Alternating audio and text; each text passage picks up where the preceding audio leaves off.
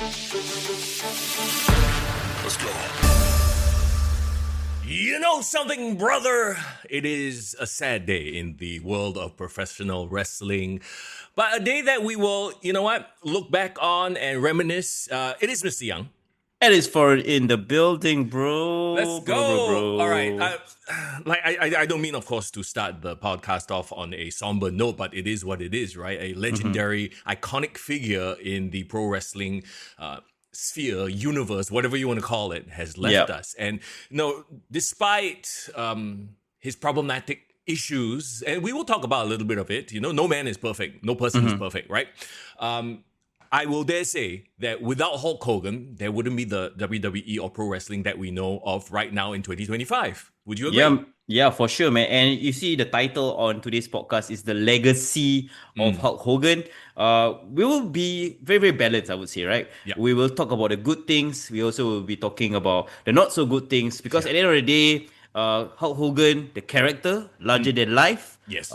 inspired generations of wrestling fans, right? And changed the business, essentially, right? Not just wrestling fans, but wrestlers as well, right? Yes, correct. So the impact is indelible, right? Yes. But the man himself, right? In especially the last 15 years, bro.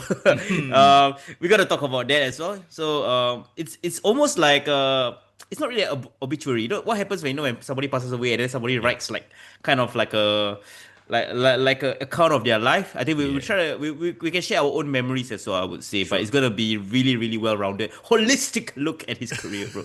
Absolutely. And of course, several things to mention as well later on the podcast. We will be talking about and reviewing Grapplemax's Pro Wrestling Festival 2. We were there. We had so much fun. Some of the big turns and big shocking moments. You might have seen it on our social media already. We'll dive into that a little bit later on as well. But before we do anything, bruh, we gotta address the proverbial elephant in the room. Oh, really, bro? What? I wonder what's different about today's podcast, Mr. Young.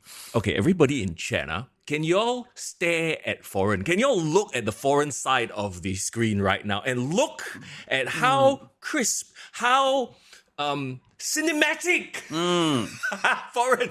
Bro, we have entered the cinema era of Kick to the Gut. It's peak cinema, guys. Okay, first of all, I gotta thank everybody. You know why? It's all your years of donations to the Patreon. Yes. All your financial support that you has given me, not just the sponsors, every single one of you patrons, everyone here that you see on the ticker that has been helping to donate. We have been quietly, saving, and finally, boom, foreign has finally put my money where my mouth is, and also the finances of the people that supported us to finally buy a camera, bro, after 8 years, bro. I love that people are just anyhow hammering guesses as to what is going on. Oh, he's not wearing a singlet today. Is it face lotion? You slim down, bro, the disrespect is real right now. From chat. What's wrong with you all, chat? Guys, you all think so much, bro. I just bought a better camera, that's all, bro. Actually, you look like you have slimmed down. Maybe the camera was did you have like some fish eye on your old camera? You see, is it because too much of my face, is it? Then like zoom in? Yeah. And then now it's like a little bit zoomed out and you see what they call the depth of field effect, like at the back blur like that. Wow, bro, you look like cinema. Bro, you know what's the problem, bro? Because of the old Razer Kyo, no longer supporting Razer. I look like a Modok, bro. Just all face, no body. That's why. That's what happened, bro. And now foreign is all body and some face. In the spirit of trying to low-key get random endorsements, shout out to Canon Canon PowerShot V1 for giving us the better quality today especially on my side of the podcast. Mr. Young, you've always been the standard bearer, bro. It took me 8 years to finally catch up to you on the tech level. But bro, I don't know how you set up the depth of field effect very shock only. I need to get on that as well. Bro, it's just portrait mode on Zoom. What are you talking about? Oh, is it? Oh shit! It's time for me to go portrait mode on Zoom. Okay, man. And as you know, a lot of you know, I'm moving house very soon, right? Very soon, I too shall change my environment. So, akan datang. Wait for that one. So we all take turns changing our environment from this time to last year. No more shelves, no more lotion. Yeah. Pure depth of field. You just enjoy my face. That's all you need to know. All right. And then, bro, I have some plans for my new studio. Okay, can I share some right now? Sure, I have an for sure, bro. idea. Okay, this is a Kick to the Gut exclusive. Those of you who come to my Twitch stream as well, I won't even talk about it on my Twitch stream, okay? This is an exclusive to Kick to the Gut. You know, hey, the Shadow, what's up? Look at the representation right there by foreign. But Yeah, man. Okay, continue.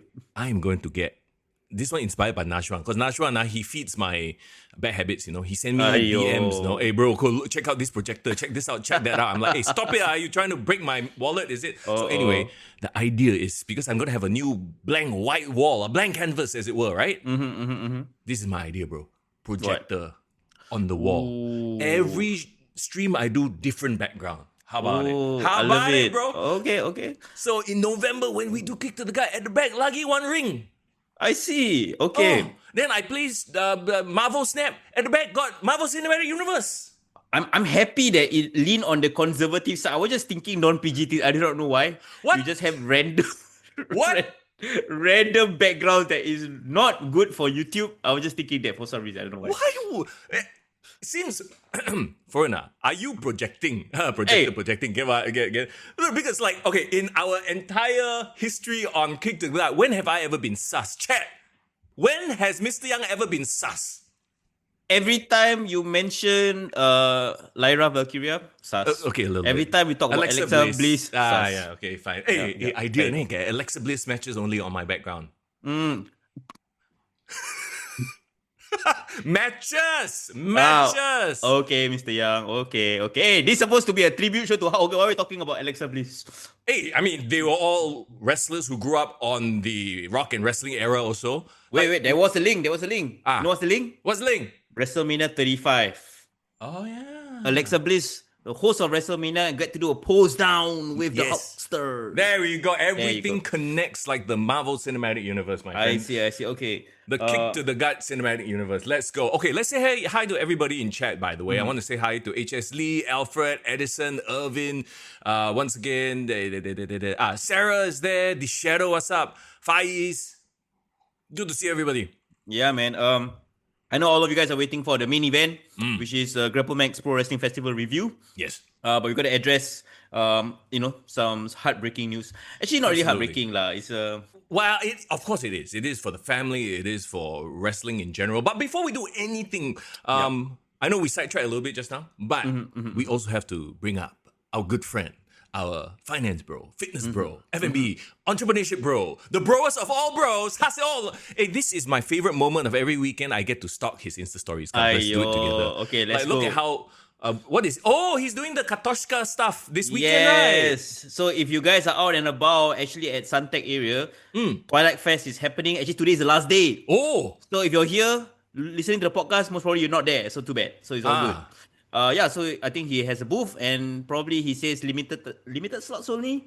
So once the russet fries are done and finished, there ain't anymore, bro. So right, so if for some reason you are watching limited supplies might sell out by 7 p.m. Okay, it's 8:30, 8:13 already, maybe no more. Who knows, right? We're a bit late. But if you are there right now, if you're on the way there, go. Wait, it says we are running out in about 15 minutes and it's 5:45 timestamp. Alamak, you see, you talk about entrepreneur, bro.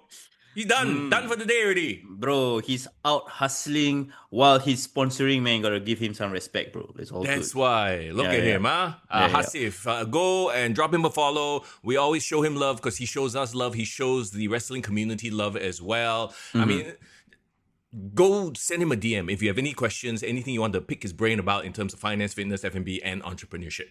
Yeah, man. And of course, don't forget, if you don't follow him, drop him a message at least. Find out what he does. You never know. He might help you with your financial planning. Let's go. Hasif_captures. Drop our bro a follow. Look at that face. A face card that never declines. Are you glazing him again? Sponsor what?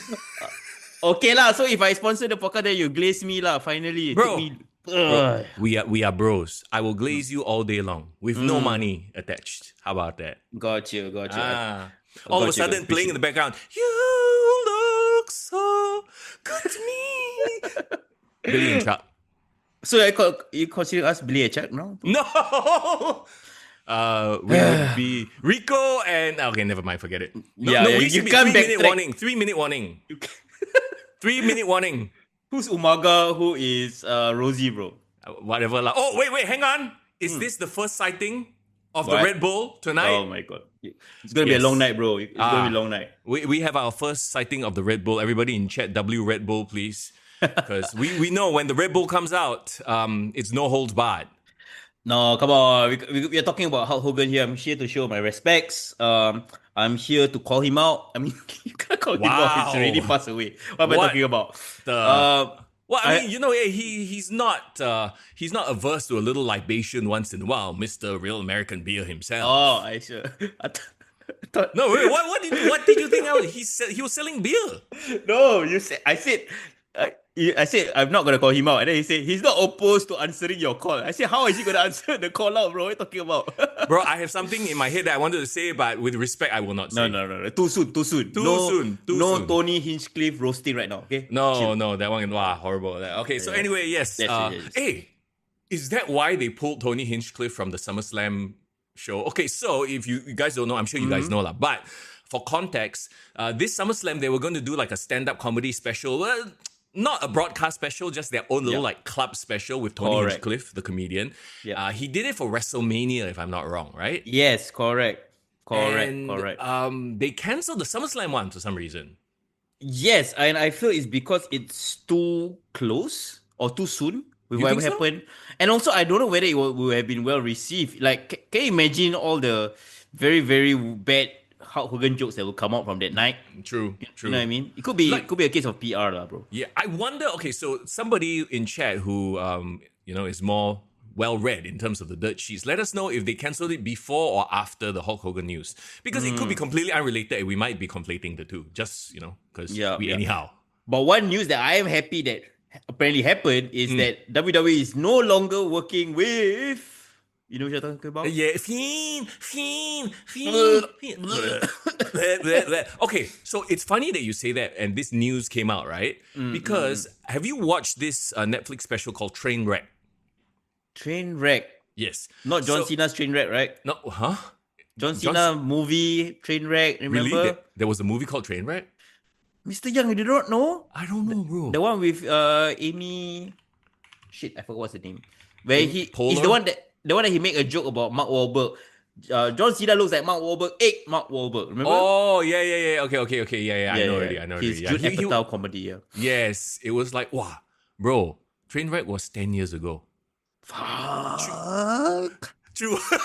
I love how you wanted to drop an F-bomb, but it wasn't an angry one, so you made it a question at the end. Okay. The emotional detours we took on that one. Yeah. Okay, wait. So what is Trainwreck about? Another Trainwreck? No, Trainwreck, I believe it's a series of like events that completely went haywire.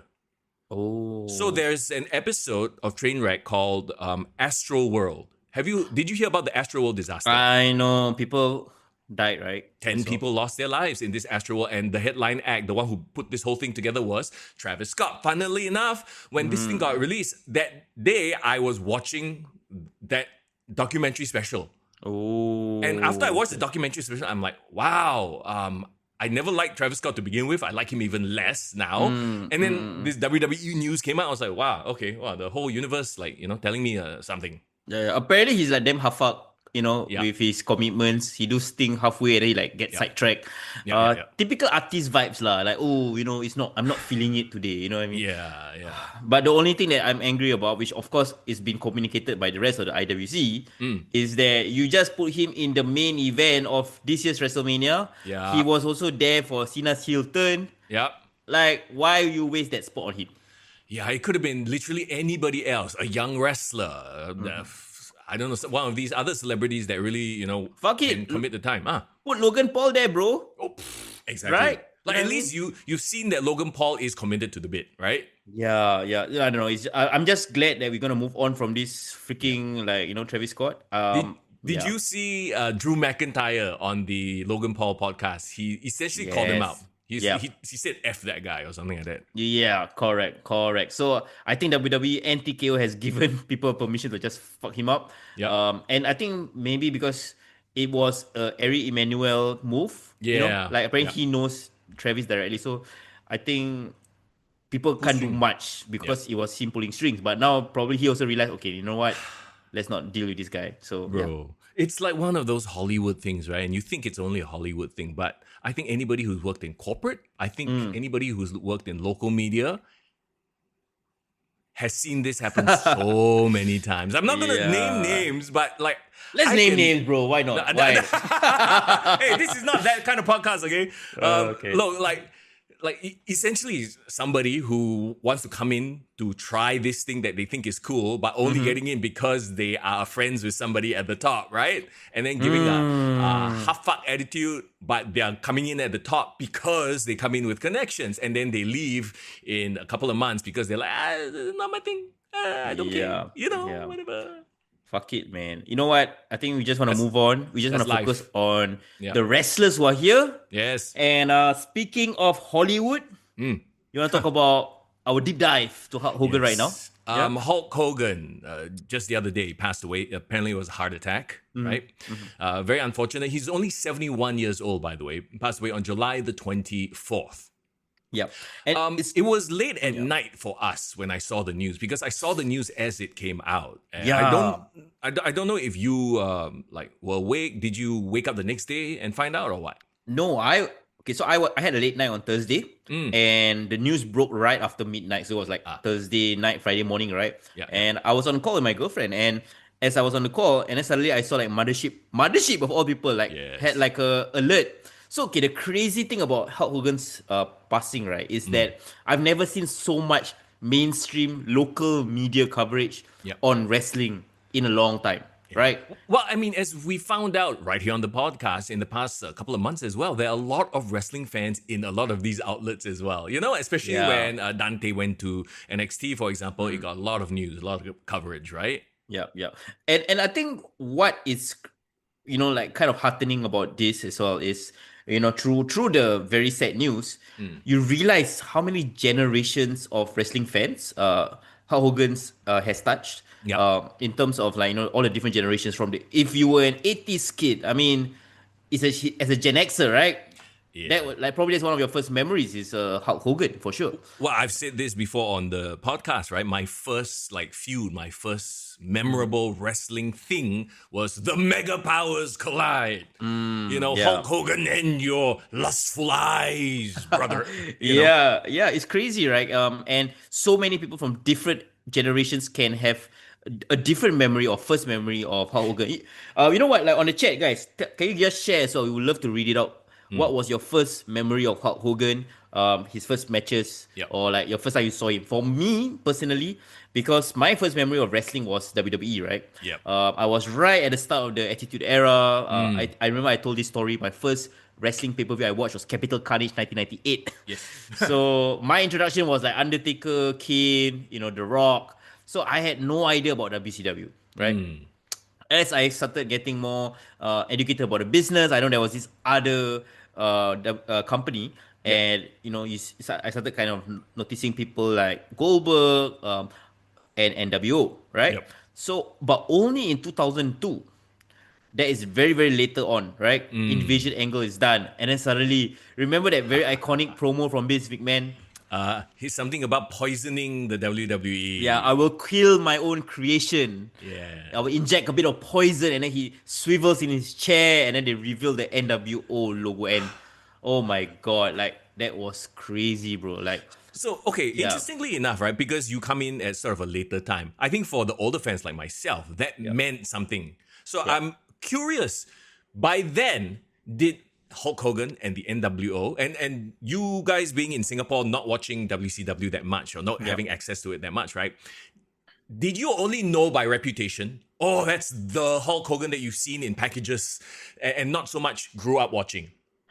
Here's the crazy thing, right? I've never seen Hulk Hogan. I didn't know he exists. But then, because of the NWO angle, WWF or WWF at the time started pulling all these vignettes, right? Yeah. Started educating the audience. For somebody like me who was like, oh, so this guy was like a big deal in the 80s. This guy was like the first WrestleMania. So then my second memory of him, or my second introduction to him was, I think very soon after that first NWO promo and No Way Out, I watched Rocky 3. Oh. Yeah, so I didn't know at that point in time that Hulk Hogan was actually not signed to WWF at the time when he was starring in Rocky 3. Yep. It was actually at the tail end of his AWA career. Yeah. Yeah, so like I kind of conflicted the two. I thought like, okay, this was him in WWF in the early 80s and he was really a big star. He was with Sylvester Stallone, sorry. So yeah, so I just knew he was a larger than life character. But what sold me on him was that when he had that face off with The Rock that first time, Yep. I was like, this grandpa damn Jack lah, sia. And the electricity too, right? The crowd reaction as well. You know, let's take us a little bit back in time to my era of watching you them, you right? tell me your Hogan era. I think there will be more context there for the 80s. Because like Alfred brings up a question as well, and it's a very valid question because Alfred is a bit of a younger kid, right? Like question, why was Hogan slamming Andre a big moment? That I mean, you have to remember at that time, right? Here's the thing. Andre had been slammed before, but it wasn't telecast and it was rare. Like Andre will only let a very small amount of people body slam him because that was the whole gimmick. Yep. And this goes back to that mentality of less is more. You make something impossible to do so that when the person who does it, it's a big deal. It was all the presentation. Yep. And Andre had only been slammed on, back in the day, it was the Territory Days. And it's not like now when something happens, you immediately see it 5 minutes later on the internet. No such thing. Last time something happened in wherever lah. In Mid-South, only happened in Mid-South. They can do the whole thing in a different state. And then they do the whole thing again in a different state. It's not like now, when something happens, it happens and everyone can see it, right? From a local context, like if something happened in Jurong, then you don't know, nobody knows, ma. Then you're going to do it in Clementi the next night. Then you're going to do it in Woodlands the next night, you know? And also the beautiful thing about that moment, right, was like in WrestleMania 3 happened in Pontiac Silverdome, I believe, in Detroit, right? Yes. Okay, we got a little bit of a... You see, this is the thing with new equipment. Not just new equipment, but it's too high-tech already, bro. Zoom can't handle the shit, bro. Yeah, Zoom can't handle Foreign's face card. Look at him. He even looks like, hey, Zoom, what's up with you, bro? I'm giving the people's eyebrow, bro. Shit. Okay, clip. Everybody clip this. No. There you go. Okay, let's power through this. I don't know whether how long it will last. If it's gonna last very long, I'll probably have to switch off and switch on again. Yeah, I think you have to do that. I think it's just hang. Okay, will it affect? Let me give it a bit. No, just fix the camera. Oh my god! So if we lose Foreign right now on the Zoom, you guys know what happened, huh? Okay, Bismillah. Here we go. HS Lee said that NWO debuted at No Way Out 2002. Nice. There you go. Irvin says, first memories were Hogan on those 80s video games, but live was Hollywood Hulk Hogan in NWO. So that's the other thing. I also feel, right? Hey, we got our bro back. Yes. Okay, great. One of my earliest WCW memories also was playing the WCW Mayhem game. Like, I never really watched WCW until that game came out because I was already a WWF gamer, right? I had my PlayStation. I was like, oh, okay, there's a new wrestling game. Then I knew some of the characters there, like Bret Hart and... Yeah. Bret Hart. Bret Hart and Diesel, Bret Hart. Scott Hall, and Hulk Hogan from my past. So, there you go. I wanted to complete my thought from just now, saying that, okay, it happened in the Silver Dome, but at that point in time, there wasn't any, like, TV was considered rare, it was closed circuit theater.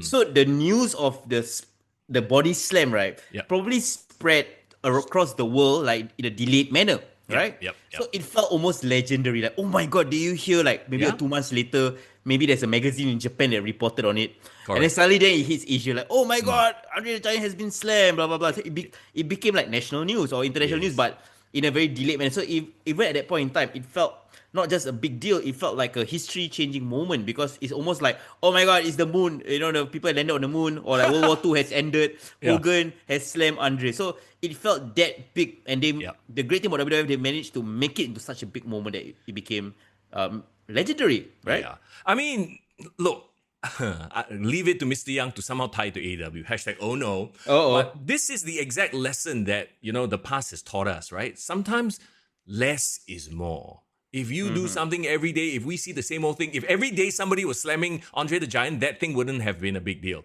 But because, it was a time where the internet wasn't around, so we didn't have access, it was a big deal. Yeah. And I think what helped it as well was that it was the rock and wrestling era, right? So Yes. there was the MTV connection. And I think, and if I'm not wrong, Hulk Hogan was the first mainstream wrestling star that crossed over into Hollywood Yep. and, did Saturday Night Live, acted in movies, Cartoons. There was like all the toy figures, there's all the plush toys and all that. So he really became part of the mainstream consciousness. Yep. And for that time, I think it was a way bigger deal because he didn't have social media to spread the word about him. Oh, absolutely. And of course, I mean, we can talk about some of his movies. I think as a fan growing up, maybe as a kid, you're like, oh my God, yay. You go back and watch those movies, they're awful. They are not good. He did not make a splash in Hollywood the way some of our current, wrestlers have. But he was the prototype. He was the template. He was the first one to actually do it. So kudos to that, right? Can I ask you then, for that whole 1994, him leaving WWF, going to WCW, where were you in life and did you follow that moment? Because you would have experienced it in real time, right? Yes. I think I've said this before on the podcast. Like, I've never truly been a Hulk Hogan fan. Like, I appreciate what he's done for the industry and I agree that he is a cornerstone of the industry, right? But I was always more of a fan of the worker, of the Macho Mans, the Ted DiBiase's, and after that, the Bret Harts, Yep. It's just who I am as a person, right? So when he left, I actually didn't feel like, oh, wow, oh, no, my hero. And he also left on that note of, okay, his star is quote unquote fading already because it was now Ultimate Warrior. Ultimate Warrior was now the body guy, right? Yeah. And like even worse wrestler, that fella. Vince McMahon loves his body guys, and I mean, looking back, we heard all the stories about how he tried to fandangle a lot of things. The main event of that WrestleMania where Bret Hart was supposed to win against Yokozuna, and then somehow Hulk Hogan came back and became the champion. Yeah. So there was already the starting whispers of him playing politics. Yeah. That doesn't work for me, brother. No. So that doesn't work for me, brother. Probably that started, right? Yeah, then when he went to WCW, oh my God, his ego kena stroke so much. It's like his worst habits, I think, probably came to light, right? Probably. Tony Khan. Yeah. So he goes over. Ironically, right? Do you hear the news that apparently Tony Khan banned Hulk Hogan from AEW?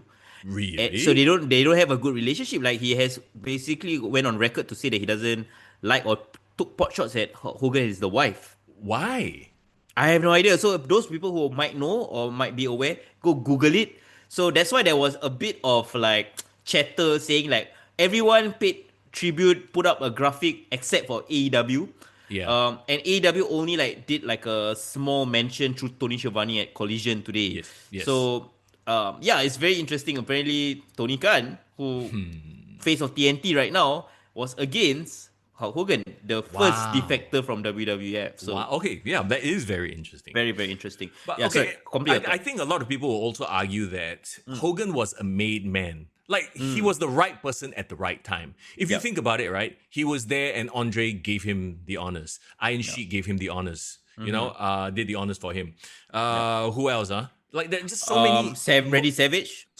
Yeah, Randy Savage, Sergeant Slaughter. Remember the old burning of the flag type thing? Yeah, the anti-America thing as well. Yeah. Interestingly, right, I know people shit on like Hogan because like, it's just all character and like, do all these simple moves. But I don't know whether you saw, I put up on Insta stories.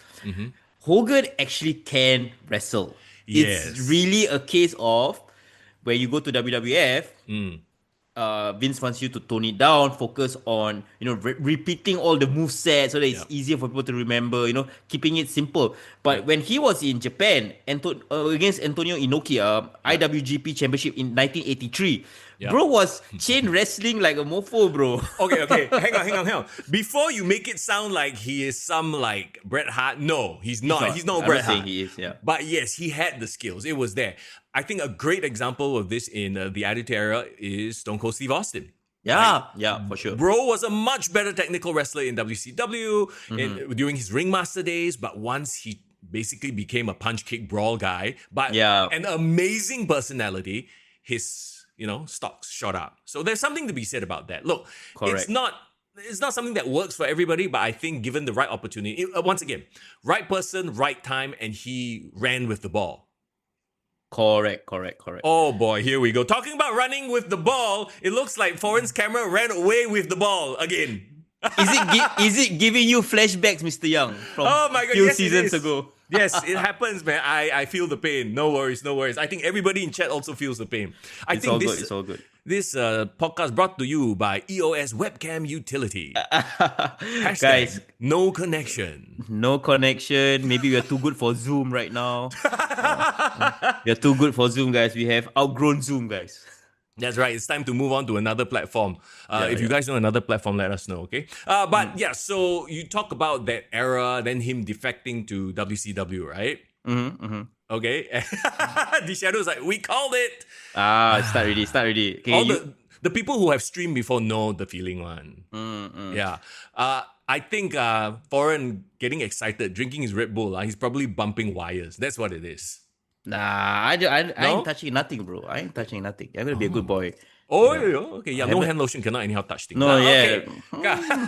Okay, we'll just have to run. We just have to power through every time like my Sure. Yes. Zoom fails me. It's okay. Yep. Show me your hands, bro. Show me your hands. Keep your hands up.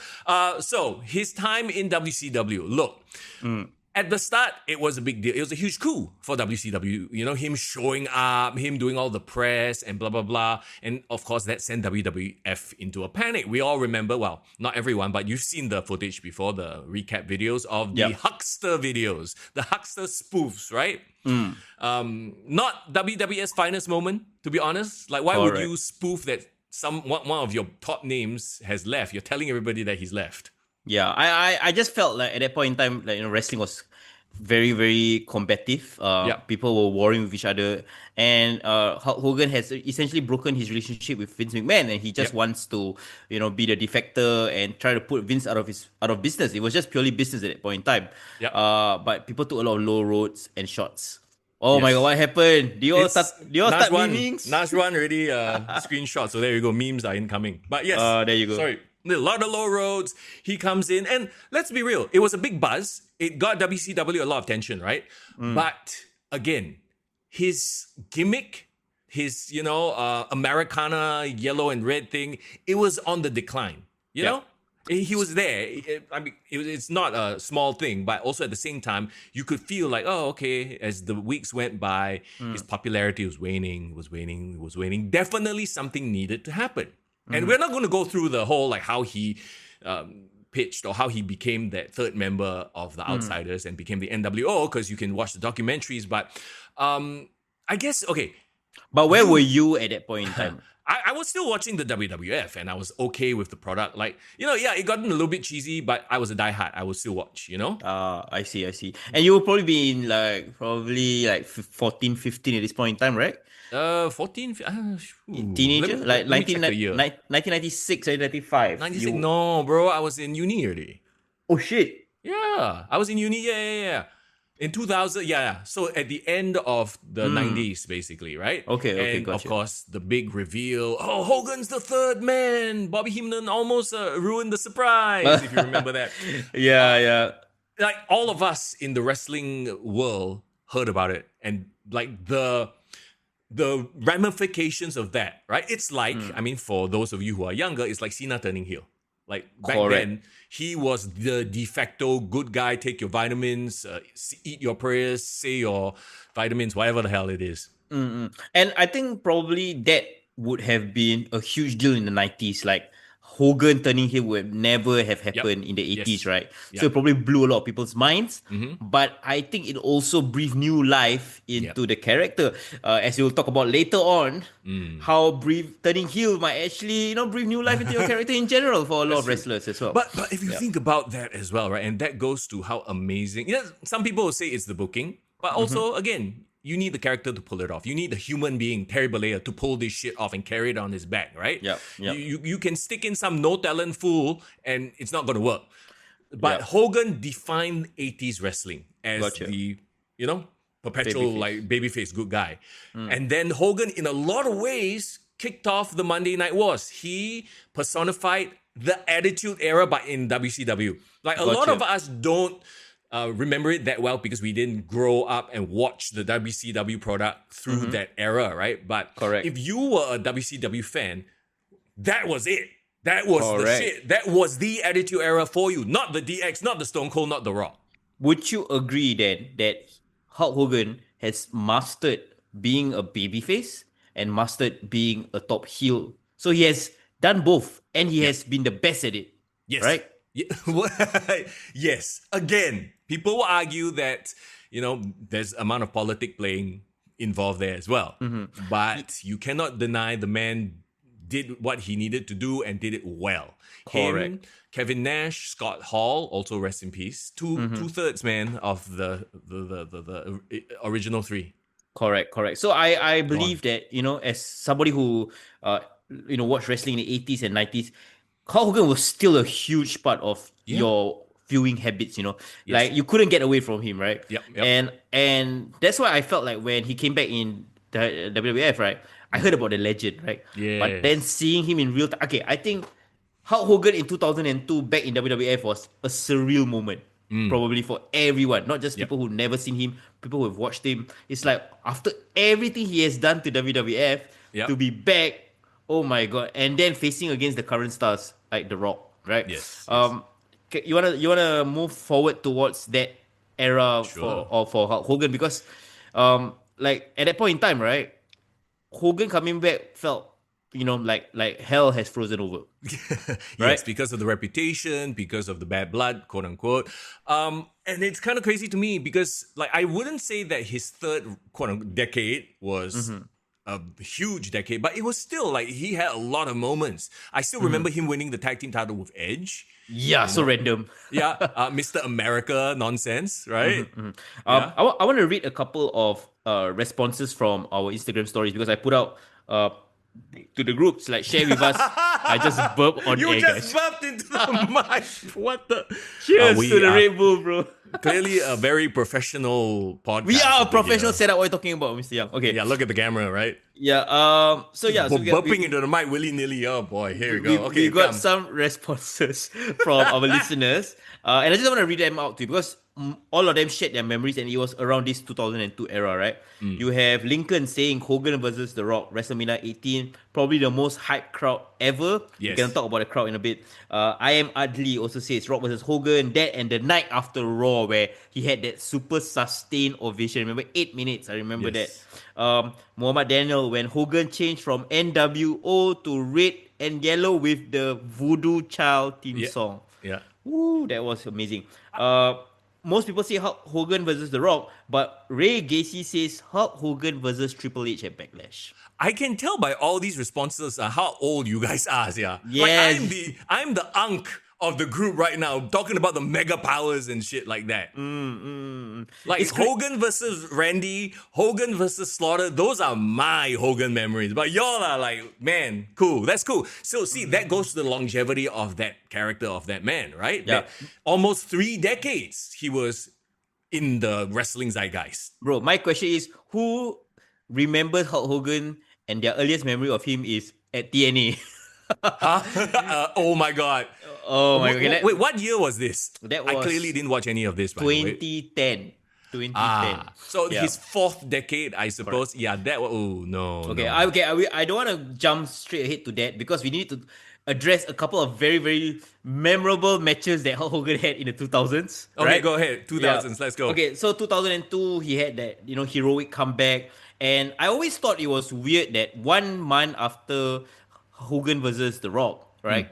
Immediately he got skyrocketed into the title picture against Triple H, right? Wow. A lot of people might speculate that is this him using his power play again, doing politics and all that. But honestly, I believe, if I was Vince McMahon, right, it's because of the genuine, incredible reaction he's gotten from his return. Then they were like, hey, he's literally has the top reaction as for the babyface. Why not put him against Triple H? But essentially, he just killed Triple H lah. I mean, okay, to be honest, that was trying to capture lightning in a bottle. Because if they waited any longer, then it would die down. They knew that was the moment. So I actually don't mind that. I don't even think that was him playing politics. It was just listen to that damn response, Correct. And the entire 3-month run, to me, was amazing, because if you just watch wrestling, right, during that period, you have WrestleMania 18, Hogan versus The Rock. Classic match, right? You had Hogan versus Triple H for the undisputed title. Somebody put out a very interesting fact. Hulk Hogan was the last WWF champion and the first WWE champion. Oh, he was there for the Yes. name change. Correct. So he was the top guy during that name change because right after Backlash was the last WWF pay-per-view and it became WWE at Judgment Day. Right, wow. Yeah, that's he wild. kicked the F out. Yeah, he did. He did. And he only had like a 1 month reign, which is quite funny lah. Yeah. But then dropped it to Big Evil Undertaker. Yeah. So that whole 3 month pay-per-view run, right, to me was like, shit, he just went through the entire Attitude Era classic lineup. Rock, picking, Triple H and Undertaker. Yeah. You know, one person that wasn't in his hit list at that point in time due to politics, I believe. Ooh.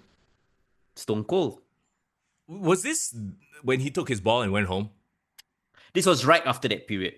Okay, You- so you yeah, know, yeah. Rock was. I mean, Stone Cold was away already, right? Because of the whole he didn't want to lose to Brock. So what happened was after Stone Cold finished up the Invasion era, he turned back babyface. Yeah. They put him in a storyline with Scott Hall, right? Going to WrestleMania. And he thought it was shit, right? He was like, why do I get Scott Hall? But he did not want to work with Hulk Hogan. Yeah. So there okay. was the whole story that explicitly he did not want to work with Hulk Hogan, but he didn't want to kind of like job to him. He wasn't sure whether Hogan would play, like do business the right way. Yeah. So I think Vince was like, okay, you know what, give this spot to The Rock, right? And then Stone Cold gets second best. So already he was frustrated. And then the creative happened right after WrestleMania where he was supposed to lose against Brock Lesnar, King of the Ring. That's why he took the ball and went home. Right? So we could have gotten Stone Cold and Hulk Hogan in 2002. Right. But, the stars wouldn't align at that point in time. So Irvin says Hogan versus Flair. Anyone? Wait, which Hogan versus Flair? the only decent Hogan versus Flair was their first match at WCW in 1994. Right. Yeah, because there's no good match after that. I'm trying to remember in the 80s, but I think with Flair and Hogan, they just absolutely just missed each other. No, they never touched each other in the 80s Correct. because they were the top stars in different promotions. Correct. Well, when Flair came to WWF for a cup of coffee, do you remember? He had the big gold belt and Bobby Heenan was championing him as the real world champion. Yeah. That was And a short cup of coffee, so yeah, they didn't even have time to do anything. Yeah, and Hogan was already in WWF at that point in time, but they just didn't. Remember, they were supposed to have Hogan and Flair at WrestleMania 8. Yeah. Instead, they pivoted and had Savage versus Flair. Remember? And it was the whole thing where that's how Flair won the Rumble. Correct. Right? Undertaker got involved. I forget so many of these things. No. That was the infamous tombstone where Hogan claimed that Undertaker dropped him on his head. But then if you look at the footage, his head comes nowhere close to the mat. That was the one where Ric Flair slides the chair in and then Undertaker tombstones Hulk Hogan. And for many, many years, Hogan was complaining that Undertaker effed up his neck. But then Taker's like, look at the footage. He's nowhere even close to the chair. If you want to start talking about Hogan and his lying, right, I think it will be another 1 hour. We'll probably talk about it later. Yeah. Again, yeah. Not a perfect person. None of us are perfect, right? Yeah. His legacy is still indelible. Go ahead. Let's power through the 2000s, right? So you had the 2002, Hogan did his whole homecoming nostalgia run as champion. He had that very weird period in 2002 where he was like fighting Kurt Angle. If you guys remember, I'm not sure whether you guys remember this very small detail, but Hulk Hogan was the first person that pulled off that stupid, fake haircut from Kurt Angle to reveal that he was bald. Yeah. Remember? Because it was the Edge and Kurt Angle hair versus hair rivalry, and somehow Hogan was in the middle of it. I still remember he wore that stupid hairpiece, to like piss off on him. He had that random tag team title round with Edge, and then he lost to Brock Lesnar. Do you remember this? Oh, yes. The bear hug, Yes. and the blood. Yes. So that was amazing. So that was a great way for him to kind of end that short run. So he stepped away from WWE for a while. He came back just in time in 2003 for the rematch with Hollywood Rock. Yep. 2003 No Way Out. And then that pivoted into the whole Hogan versus Vince McMahon match at WrestleMania 19, right? Yes. Crazy time. Align my brain. When was HBK Hogan? Yet another classic match for all the wrong reasons. Yeah. Okay, so 2003 Hogan was interesting because he had the match with Vince McMahon. That should have technically ended that whole Hogan versus McMahon rivalry, right? Yeah. But then Vince McMahon introduced Rowdy Roddy Piper, right? With the coconut, right? Oh, yeah. So Piper and Hogan had a thing at Judgment Day, and then that brought in Shawn O'Haire. It started being very, very weird because that transitioned into Mr. America, right? Oh, yes. Before there was El Grande Americano, there was Mr. America, and I still remember that stupid lie detector segment on SmackDown. Yes. where clearly Vince McMahon was trying to prove that he is Hulk Hogan, but for some reason the Hulk Hogan went to the lie detector test and said that doesn't work for me, brother. Yeah, so everything that would have indicted him came up like, no, he's telling the truth. Yeah, Like, ding, telling the truth. ding. Like, Yeah. Okay, yeah. Yeah, I mean, it was nonsense. Yeah. It was typical, like, cheesy.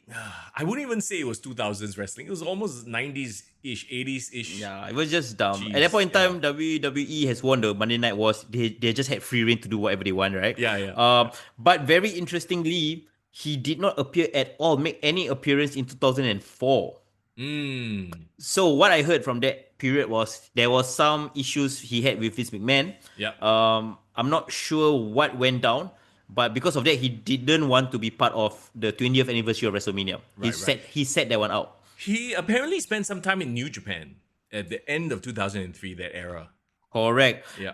And also there was some rumblings that he wrestled for like Jeff Jarrett's like breakaway promotion, not TNA yet. He did like a small thing like Superstars of Wrestling, or I can't remember, Wrestling All Stars in Australia for a bit, for about a year.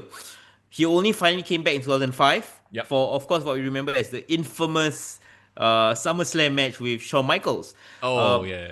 But a lot of people forget his return at WrestleMania 21 because he was inducted at the Hall of Fame. Correct. Remember, right? So I think he came back to WWE because he got the Hall of Fame nod, right? Do you remember him saving anybody when he came back at WrestleMania 21? Yes, WrestleMania 21. He came and faced off against Muhammad Hassan. Oh, God. Remember this? Yes. He had the whole thing where it was Carlito and Muhammad Hassan and like... he had to rescue Eugene. Eugene, yes. Oh Muhammad Hassan and Davari were beating up on Eugene, and he came in, and I was like, Alfred gave a very deep cut. I'm seeing on the chat. My favorite Hogan moment in Ruthless Aggression was when John Cena, HBK, and Hulk Hogan teamed up. This was the team up that afterwards led to the super kick that kick-started the SummerSlam feud. Right. Yeah, let's talk about Hogan's final match for the WWE in that era. Do you remember what that was? Actually, right, it wasn't Hogan and Shawn Michaels. No, it wasn't. If I'm not wrong, it was Hogan versus Randy, right? SummerSlam. Bro! Foreign is the wrestling encyclopedia over here. Do you remember what kicked off this feud? Oh my God. Do you remember? Oh my God. It was Randy trying to flirt with the daughter, right? Brooke Hogan, right? Yes. And then, I remember this backstage segment. Then Hogan kind of like slapped him on the chest, or like, like shake his hand and slap him on the chest or something. And then he walked away. And as he was like walking around to the backs of the car, he kena RKO on the hood of the car, right? Hood of the car, yes. Yeah, I love it. Yes, I remember this moment. So there was that run of SummerSlam matches that was just weird. The Shawn Michaels one was just a complete botch fest. Yeah. No, It was hilarious. Shawn Michaels doing the best he could. No, Shawn Michaels just giving up. Like, just overselling I like you just watch it back just for the belligerence of this. Like, HBK has always been like this. If you grew up watching him, and then he went through his whole like phase where he was this spoiled child and he was an entitled prick, right? Everybody hated him. And then he comes back and he's this like reformed, a God-fearing guy. And then everyone loves him.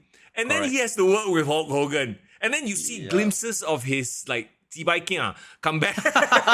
You know what I mean? He's like, okay lah, you want to play this? Like I can play the political bullshit. And then he does the match and oversells everything, which is hilarious, I thought. I believe Hogan wanted to win the match and they wanted to make it into a series, a 3-match series, right? And that's why HBK was okay with losing the first one, because it was going to be a 3-match series. But then that one don't work for me, brother. And he was like, oh, wait, no, it's actually only going to be 1 match. And HBK was going to lose that match. So HBK is like, fuck it, let's just make a joke of this match. Yeah, the fact is he also turned heel for that 3-week build to this match. So it's like, for fuck's sake. But if nothing else, it gave me my favorite HBK moment of the Ruthless Aggression era, bro. Which is? The one where he went to Montreal. as the heel. Right. And then he Oh! teased the crowd by like shitting on he Brett. sang "Oh Canada," Yeah. blah blah blah, and then he kind of gave the whole Brett pretending to come with the music and all that, and Yeah. the pop for that was Huge. insane, right? Yeah. They played the music, and then yeah. there was no Brett, and then he laughed his ass off in the ring. Yeah. You're And then idiots. Hogan had to come save the day, right? Yeah. Yeah, that was hilarious. So yeah, that whole period was fun. Yeah, it was such a shame because the last match with Randy just clearly was just a boring match, like a nothing match. Yeah. And that was his last official match in WWE, right? Correct. So yeah, it was weird. And then you have the TNA era. Oh my god. Okay, were you watching? You weren't watching wrestling at that point in time, right? I remember this. No, and I'm Yeah. definitely not watching TNA. Okay, I'll give you the cliff notes, right? Yeah, go ahead. In my opinion, Hulk Hogan and Eric Bischoff killed TNA when they came, right? Right. Because right before they came, right, 2010, TNA was really building up a very good reputation, right? With the X Division, the six-sided ring, Yep. Samoa Joe, Kurt Angle, AJ Styles. Like, there was a very cool alternative, and there was a lot of times where Dave Meltzer was glazing TNA, right? Yeah. Great matches and all that. But then Hulk Hogan and Eric Bischoff came into the picture, wanted to, really, according to like Dixie Carter, push TNA to make a big case for a Monday Night Wars, because that was the first time they put Spike TV and have head-to-head with Raw. It was the same Monday Night Raw, January 4th, 2010, where Bret Hart returned for the first time in over 13 years. Right. So that's how they counter program. So TNA had like this Hulk Hogan making his debut with Eric Bischoff, changing the whole landscape of TNA to counter program Bret Hart returning for the first time in 13 years. So that was the first like Monday Night War that like people were watching in about TNA because of Hulk Hogan. It was the first and only time they hit over 1 million viewers. Never again, bro. Oh no. Yeah, so all that nonsense, he had Jeff Hardy debut, he had Ric Flair joining the company, blah, blah. All that just for 1 million plus views. I mean, Yeah. they tried, right? They tried. At that point, yes, Hulk Hogan, obviously not the big name anymore, but still a legendary name. Since then, obviously, he's come back to the WWE several times. He's hosted WrestleManias. Correct. He infamously said the wrong dome. I can't remember, it was Superdome, Silverdome. He confused WrestleMania 30 with WrestleMania 3. 3, yeah. I mean, Yes. he's getting up there in age, blah, blah, Yeah. that kind of thing, right? Yeah, we won't be remiss and if we don't talk about what happened in 2015, 2016, So I believe. 2015 and 16 is the racism scandal, right? Correct. So, Correct. I mean, this was when apparently his daughter broke, and this was also one of the factors that contributed to them being estranged. Like, Yeah. daughter and father, right? They have a very tense relationship. She was dating an African American at the time. Like an athlete, right? Or some sort of football player or something. Yeah. Wait, so was it... Wait, no, he made the racist rant on a sex tape. Oh yeah, it was the So- Gawker. Oh, Yeah, so it there's wasn't so many just levels. it wasn't just a racist rant. It was a racist rant on a sex tape, brother. Okay, I remember when this broke down because Yeah. okay, this is if you can pull your memory from 10 years ago, right? Yeah. They were doing Tough Enough, right? Oh, yeah. And Hulk Hogan was one of the judges. Okay. It was the one where Chris Jericho was the host, I believe. Okay. Right? Yeah. And he was like into the Tough Enough like a couple of episodes in, and then this news broke out. WWE had to remove him from the Tough Enough lineup to deal with this matter because of the sex scandal, and apparently he slept with one of his friend's wife. Sure. What else? Yeah. And also on top of that, like he made a racist remark talking, And okay, the issue with that was yes, they had a whole lawsuit with Gawker, blah blah blah. Apparently there's a documentary only on Netflix. You can watch it on your own time. Yep. But what was crazy about it was he didn't apologize. Nope. Or when he apologized, I remember there was a footage of him doing the apology, and he was like kind of talking to the locker room, which includes all the black wrestlers, by the way, Yeah. saying like, you guys have to be careful, you guys might get caught, so you all better be careful what you'll say in private. So it was kind of a non-apology. It was more about like maybe about me, like, okay, I need to protect myself kind of thing. And essentially like no one forgive him. Like I don't remember Mark Henry all still like screw this guy, right? Nobody likes him. I mean, most recently, him talking about how he worked with, or his favorite wrestler was like what, Benjamin Shelton, and then Shelton is like, Oh stop my it, bro, God, don't, yeah. don't, bro, what, Benjamin Shelton, what, right? Yeah. So I the don't know last why. decade lah. The last decade. I don't know why, right? And there's literally an account on Instagram. And okay, in chat, if you guys know exactly what meme I'm talking about, please just just put up your hands or whatever, right? But there's literally an account on Instagram that posts this clip every single day. Just the same clip every single day, right? Which is? It is the infamous Harlem Heat with Elizabeth and Mean Oh, Gene. dear. And Booker T is going off. They were in a feud. They're going to fight with Hulk Hogan, right? And obviously, I'm not going to repeat it live on the podcast, but, we're coming for you, Like, you guys know what I'm talking about, right? And every time that scandal popped out, that's the first meme I think of. The crazy thing about Hulk Hogan is like later on in his life, right? Like he just got hate from so many people. My favorite hater of Hulk Hogan is still will only ever be the Iron Sheik, bro. Oh, Sheik yes. baby. I Sheik humble baby. you. I humble you. Hulk Hogan sucks. Kind of all the nonsense he talk shit about Hulk Hogan. Like, I break your neck, Hulk Hogan, whatever nonsense. Bro, carry on the gimmick way into, like, the next life. Yeah. I think probably when he died, so he was just screw you, Hulk Hogan. Yeah, he just became problematic lah. He started lying a lot, right? Started talking about all this nonsense that he was there. He was like, even the story that you mentioned about, Undertaker also just put him in such a bad light. And Okay, yeah. let me play devil's advocate, right? In that I do believe that we as human beings we are flawed, first of all. Second of all, our memories are flawed.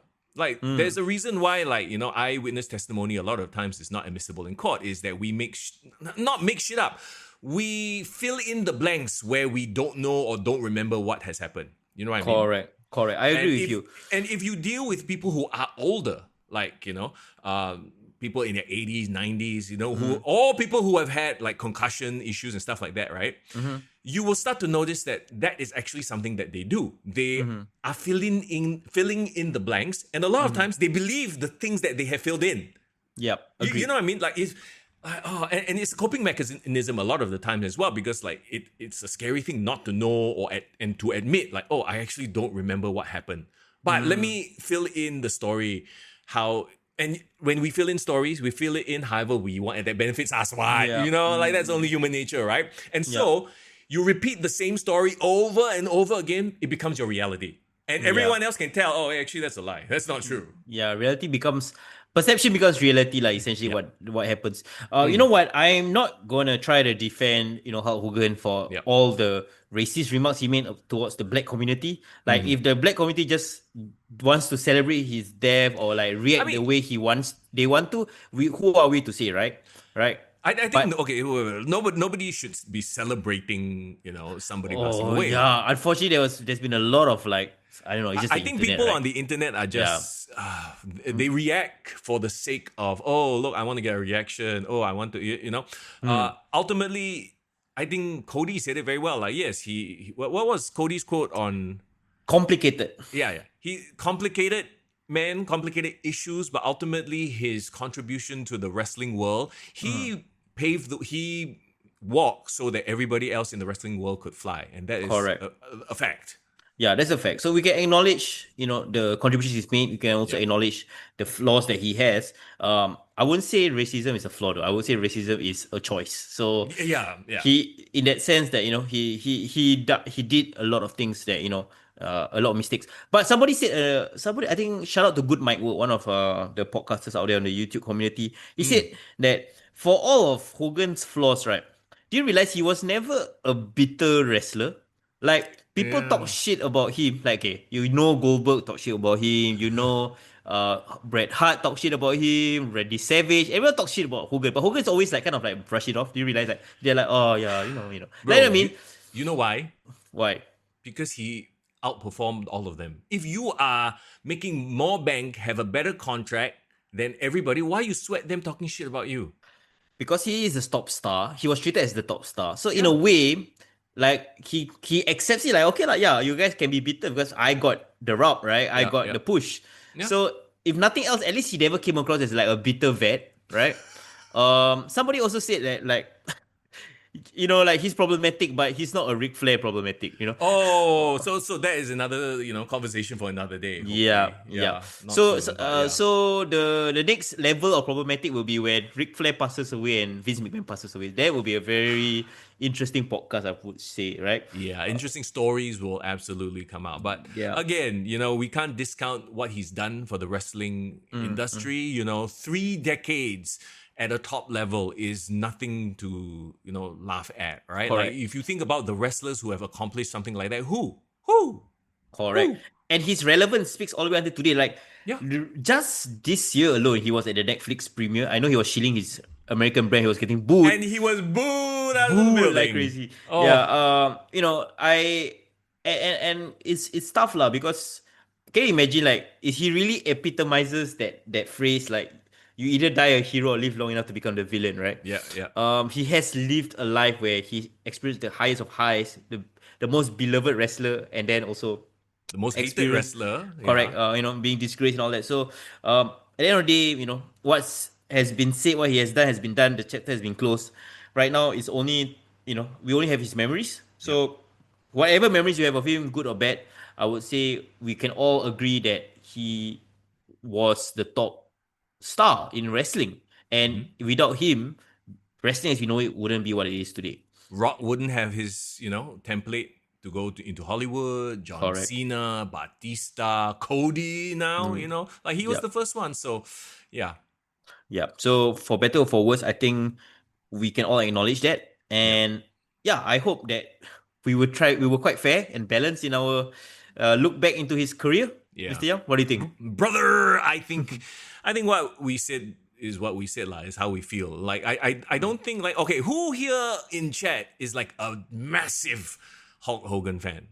I think because the demographic of a lot of our listeners, and correct me if I'm wrong, but a lot of you guys are on the younger side. So you hadn't lived through that era of him being the top babyface. Like I lived through that, right?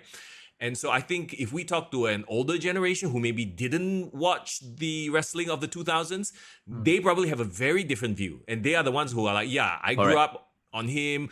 Because of him, I drank my milk, I ate my vitamins, I said my prayers, that kind of thing. So he was pushing a very good, a very wholesome lifestyle back in the day. Correct. And the funny thing is, right, maybe the reason why he feels so immortal is that fella looked like 60-year-old even at 20, bro. Like, WrestleMania, like, first WrestleMania, right, he was only, I believe, if I'm not wrong, only 30, 31. Mm-hmm. He really looked like that, bro. He looked like fucking old uncle. Yeah. So, like, he just stayed that way, immortalized for, like, the next 30 years looking the same. So, it's... It's crazy lah. Like I don't see him age. He's ageless in a way, or he aged out very early in life and just stayed that way. So maybe that's why he feels so relevant, or like he just feels omnipresent for so long in pop culture, right? Yeah, it's very weird for me also because, like, it's like a lot of the people I grew up watching are like gone, right? With Hulk Hogan now. We gotta protect Bret Hart, bro. We gotta protect Bret Hart. No, don't even, like, bro, I cannot, bro. Like, don't even put that thought in my head. Like, wow, Bret. our heroes are going. It reminds us of how fragile life is, how fast time goes by. So yeah, cherish the ones you love, my friends. Yeah. Okay. Do you see like Jimmy Hart on SmackDown, bro? Oh no, I didn't. I haven't watched SmackDown, bro. Okay, you gotta watch. Like, they started with the 10 bell salute. Like, bro, that guy's heartbroken. And the crazy thing is, Jimmy Hart is 10 years older than Hulk Hogan. He's in his 80s now. Wow. Yeah. So, like, can you imagine? He lost a lifelong friend. Yeah. You can only imagine. And I believe there's gonna be a lot more tributes coming in. Like, probably Raw, probably. Even AEW might do one in Dynamite. So and wrestlers out there on social media, they've been sending their tributes and stuff like that. So yeah, but even if Shelton Benjamin doesn't want to do a tribute, you know what? He has every right to do so. Oh yeah, you know mean what I mean? Benjamin Shelton? Yeah. I saw a lot of like black celebrities paying tribute, and like I see the comments, everyone like shutting them down. Yeah, I feel bad. Like Marlon Wayans did a post on him. You know what I mean? Yeah. But I get it. So again, like his persona, the Hulk Hogan persona, ultimately outlives Terry Bollea, the person. Agreed. Agreed. Okay, I'm gonna read off a few more of the live chats before we move on. Zack Ninja says, "Rest in peace, Hulk Hogan." HS Lee says, "Batista and John Cena putting their respective championships on Hogan 2005 and bowing to him as a form of respect was a classic moment. I remember this. This was a great Yes. memory." Terry was the human that made mistakes like all human beings. The one we remember now in wrestling context is Hulk Hogan that made wrestling so big after so many generations. Agreed. Irvin, a couple of texts here, quite interesting. I love how he could make a leg drop look so devastating in the era where a simple move was enough to win the Let's match. be real. Let's put the respect on the people selling that shit. Yeah. Because let's face it, if the leg drop comes and you just lie there, it looks like shit. But you get someone like a Shawn Michaels who, like, the leg drop comes in and he flops around like a ton of bricks fell on his head. Yeah, I mean, kudos to the people who sold for him lah. He was a boo because he was a Trump supporter and WWE was in LA. That's why that was mostly democratic. Yeah, that makes sense. If you go deep dive on most of the famous celebs in the 80s, we'll find a lot of dirt and hedonistic lifestyle was celebrated. Yes, just look at Ric Flair, good enough really. That one don't need to dig. It's out there. He literally celebrates it. It's his gimmick. Alfred said, if Vince is Nick, then Ric Flair outlives us all. Unbelievable. I can't believe Ric Flair is the one that outlives all the other wrestlers with all his partying, bro. Faiz says, wrestling is real. What do you mean? Sell. I mean... okay. I don't know. We got gatekeepers here. We got kayfabe gatekeepers here, guys. Stop it, lah. Okay, so there you go. That's the legacy of Hulk Hogan and maybe a little bit of the controversy of Terry Bollea. Yeah. It's complicated, right? It is complicated. But again, who isn't complicated in this day and age, right? Yeah. Bro, I'm sure if we dig deep enough, we will find some dirt on foreign. Hey, bro, I wear my dirt out loud, out proud, bro. I just burp into the mic. What are you talking about? If I can do that, I'm pretty sure if I do something nonsense, right, it will come out already, bro. Oh, God. Okay, yeah. Stop digging, guys. Live your life. Hashtag hand lotion. All right. Hey, whoa. Take another swig of that Red Bull because we are transitioning and we are going to talk about what happened last night. Man, we had a good time. It was fun, wasn't it? Yeah, man, bro, guys. Yeah, man, bro, guys. You just whack all the... all the emotes come out. All the emotes, bro. Yeah, man, bro, guys. You forgot, dude. What else do we have? Brother! Hashtag YMBG. Let's go. Foreign is a meme machine today. I don't know, man. It's the last couple of months. I think ever since I discovered this Red Bull sponsorship, right? It was that one episode where I was just so tired from work and I was like, fuck, I need to do the podcast. I need to keep myself awake, and then I just went wild. Okay, all right, man, bro, guys. That's my new intro, by the way. Every time we start live stream, I'm gonna be like, yo, what's up, yeah, man, bro, guys? Are you a heel, bro, Mr. Young? Is that what you're trying to say? My God. Are you a heel to me now? With that, that's a great transition to what we're going to talk about, because the last time, the genesis of the Are You a Heel meme came from was it the NWE event? Yeah, it was the NWE showcase, right? Yeah. NWE Showcase. So yes, we're going to talk about Grapplemax. NWE Showcase, this was when Hotshot Wilson came out, delivered a devastating kill shot to Ban to set up his match. And Foreign very famously stands up, mustering all his journalistic integrity and questioning and asks, "Are you a heel?" I don't know why you glazed me. I don't think it was a famous line. I probably our listeners and us. Bro, remember, everything is presentation. We talked about it with Hogan and Andre the Giant. If they never hype up the body slam, people were like, nothing, it's no big deal. But they hype up. So, bro, I'm taking a page out of Vince McMahon's book. We hype this shit up like it's the biggest deal in the world. So, to be fair, we made a couple of the Grapplemax wrestlers chuckle with that line. So shout out to Dave. Thanks for making me feel not so dumb by saying that. But you know what? I was genuinely invested in the what was happening in the ring, bro. So you gotta give kudos to Grapplemax, for reeling me in into wanting to find out whether Wilson was a heel at that point in time. The answers are in the Holy Grail, the holy book of Grapplemax. In spreadsheet form, apparently. Remember, we've talked about this before. I want it to be real. I want this Excel sheet to be real. It is out there. There is a holy grail, and I must find it. The Grapplemax Bible, is that what you're trying to say? Yeah. In there is the gospel. The prophecy. I want to know what the prophecy has said. The 5-year storyline of whatever is going to happen to all the wrestlers, right? Is there? Yeah, I'm going to one day get Dave drunk enough, get Greg drunk enough that I get to look at this prophesized Excel sheet. Okay, I'm not sure whether Dave or Greg is on the chat, but if you guys do, have some Red Bull, bro. You know Have some what I mean? Red Bull, yes. Have some Red Bull. Let me glaze you guys out with some libations. And then Red Bull and Strong Zero. I know they like the Strong Zero, and then suddenly, the Holy Grail come out. I shall distract them enough. You just pick their brains and you pick their Bibles, okay? No need to pick brain. It's called share file with Mr. Young. Can you imagine we go to a Grapplemax event and like I'm just talking to them and then we sit at the corner at the computer taking thumb drive. Yeah, do some Mission Impossible shit. Like okay, you distract, and then I freaking stick the thumb. Come on, downloading. Oh dear God, no, I cannot. I can't distract them long enough for that to happen. Oh, okay. Greg is in chat. He says the spreadsheet is real, my friends. Ooh. Oh my God, Greg is here. Okay, we have to behave. No need to behave lah. Oh, no need. Okay. So. Even if his own champion not behaving, so why do you need to behave? Okay, we'll get into that. So we're talking about the Are You a Heel? How that all came about. So that was literally the first thing that Jeff said to you when we showed up at Pro Wrestling Festival, right? Yes, correct. Okay. It has taken a life of its own. And some of the memes, I credit or I blame Najwan for it.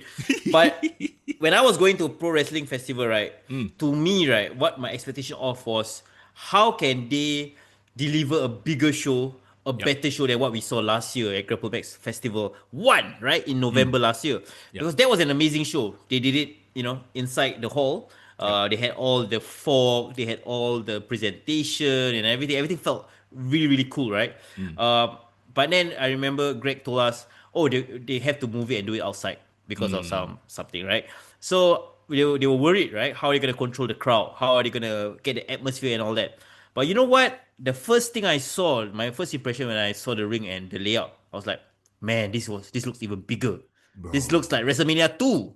Yes. So that's exactly what my thought was, right? Now you opened it up easier for people to just stand. Even if they didn't get tickets, they could just stand around outside the barricade and look. And at the end of the day, that just gives you opportunity to have your product out there, to be sampled, to be seen, to be filmed down and put on social media, right? Correct. And then there's the McDonald's there also. People queuing up for McDonald's, waiting for their Big Mac or whatever the hell. They can watch some wrestling. Yeah, man. Where is that McDonald's sponsorship, bro? Soon. I'm just saying, Greg, come on, let's go. So you need a burger themed or nugget themed wrestler already. Yeah, you already got green tea. You got the cruise team. We got BTS Happy Meal Pack. Why not no Grapplemax Happy Meal Pack? Yeah, right. Yeah. Instead of getting a keychain, you get body slammed by Dave. Yeah, why not? Okay, so that was the first thing I saw, like the impression, the look and feel of the place. It was beautiful. And contrary to what they all think, we were there on time. So we were there. We're not there after the second match. We were there actually early. And we were kind of like taking it. And very interestingly, guys, we were seated with the SPW gang. Yeah, right? Yeah. We were seated beside Mighty. Bryson Blake came around right after that. And I believe who was I don't know what I feel. I don't know how to feel having an edgelord behind me, but that's neither here nor there. He was a bit busy, let's say. Yeah. Don't forget that we had that altercation that last time where I had to show him some manners. But anyway, yes, go ahead. Okay, yeah. So we also had a couple of Malaysian wrestlers right beside us. We had I can't remember what's his name, the referee from MyPW, cool guy.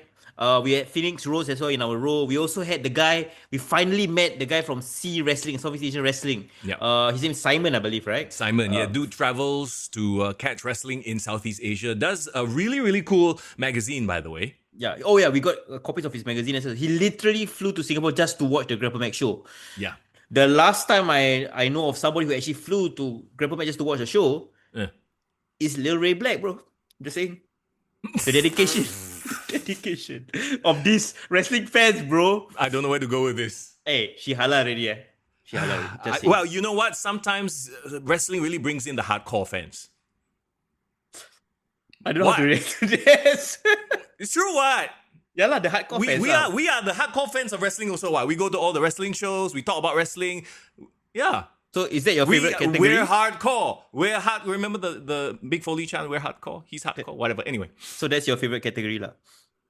Of fans, yes. I love that, people are so invested in the thing Okay, that they're guys. invested Okay, guys. Do your in. work. Do your work. Mr. Young loves hardcore. Let's go. We're Let's go. hardcore. We're okay. Anyway, Okay. Yeah. yes, Yeah. Yeah. yes. Sure. What were Okay. we talking about? Yes, you're talking about how we were seated with the SPW wrestlers. Yeah, So okay. We're chilling out with the SPW wrestlers, watching the stuff, and again, the ring in the basketball court.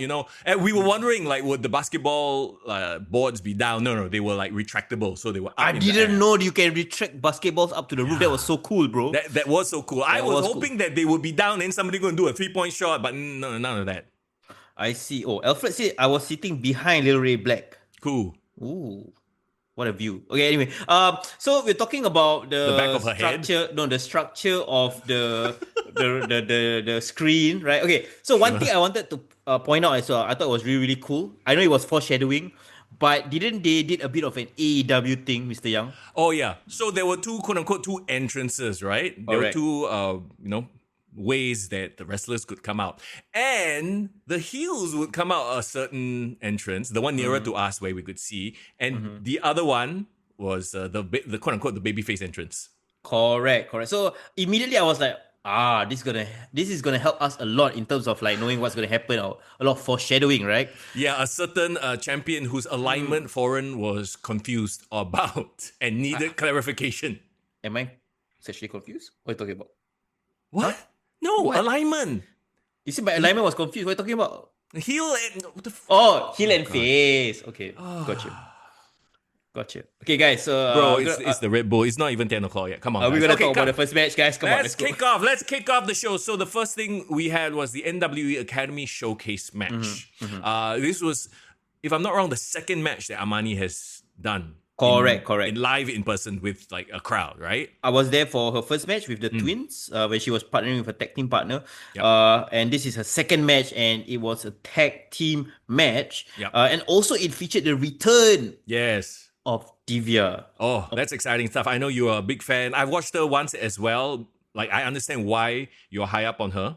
Yep, correct. She's great. She's really, really good. And there was a lot of moving parts, right? Because Yes. from what, okay, so this is all context after the show, right? Yep. I found out from Greg that there was Straight Stance was there. They're gonna cover or do a feature article on the Armani The and twins. Alani, the twins. Shout out to Wonderwall for asking me to do a feature on them. So apparently that video or that coverage kind of went viral. And that has led to other people knowing about them. But I do feel bad though. Why? You know why? Why? I think I was setting them up to fail. Okay, like, Giving let's them not- too much too soon. I Right, don't know. yeah. So let's not put Yeah. it in that light, right? Like, look, at Okay. the end of the day, everybody, whatever you're training for, ultimately you have to go out there and do it, and it's never easy. Your first time, second time, third time, fourth time, whatever it is, but it is important to get reps in. Was this the place and time for her to get her second shot? Maybe not, right? No. Yeah. That was what I was trying to allude to. I just Yeah. felt that for a second match, I think this was just a step too far for her. Yeah. So the match was Armani and Radiant Roy versus Divya and Sarah. Correct. And I think they were trying to bang on the fact that you have like three veterans Yep. per se, like more established names. Yeah. You have Radiant, you have Sarah and Divya who kind of help carry the load. Yep. But to be really, really honest, I was excited. I was like hopeful, and I was rooting for Armani. But the first shoulder block Ooh. that went down, Yeah. immediately I look at you and I was like, man, the And- crowd. Oh, I'm so worried. Like Okay. I got legitimately worried after that. So there was a miscommunication on that shoulder block, and here's the thing with live entertainment as well, right? And as someone from the media industry, I also get it. Like, I feel what she feels. I've been there before, right? And it's a cascading effect, right? Yep. You screw up the first thing, and then suddenly you're in your head. Instead Correct. of letting the flow go, going with the flow, you start thinking about the next, and then you start thinking about the next, and everything just becomes very like, oh, I'm trying to remember. And unfortunately, that was kind of what happened. Correct. It becomes memorization, right? And you forget about the crowd. You forget about reacting and selling. Yep. And it's more about just doing what you plan, right? Doing the moves, yeah, exactly. Correct. And the thing about wrestling is that I know there are people like Randy Savage who, apparently meticulously prepare every single move. A1, B2, C square, whatever nonsense, right? Macam like Lex Luthor fighting Superman. It's not a Yeah. spoiler. This movie has been out how long already? Yeah, but like, I'm more of the school of Chris Benoit, Eddie Guerrero, where they just go out there and they just feel, right? Yeah. And I know that takes a certain level of skill, that takes certain reps. And early in your career, 2 matches in, I'm pretty sure you just want to hit your spots, right? Yeah. But I think because of what happened, that first move, the match fell apart, unfortunately. I was curious as to why the vets didn't start the match. I felt like maybe, Radiant, Ray, and Sarah or Divya should have started the match to sort of get it going and then warm the crowd up a little bit. Yeah, because it literally started with Armani in there. Cold. Yeah. So I was like, ooh, okay. And then that happened and, Yeah, that shouldn't have happened. I think that was a mistake. But again, right, you are trying to tell a story of, like a newbie trying to make her mark. Yeah. I would rather, like, if, conventional terms, like have her start in the apron, get Radiant to start the match, build it up, and then, you know what? Get her in as the first hot tag. There's the first hot tag which is mid-match, right? Yeah. And then get her in peril, and then do the final big hot tag where Radiant comes in, right? Yeah. That would have, I think, made things flow better. I mean, of course, you're not the bookers. I'm just saying from our perspective, this is what we would have wanted for her. Can I just say this though?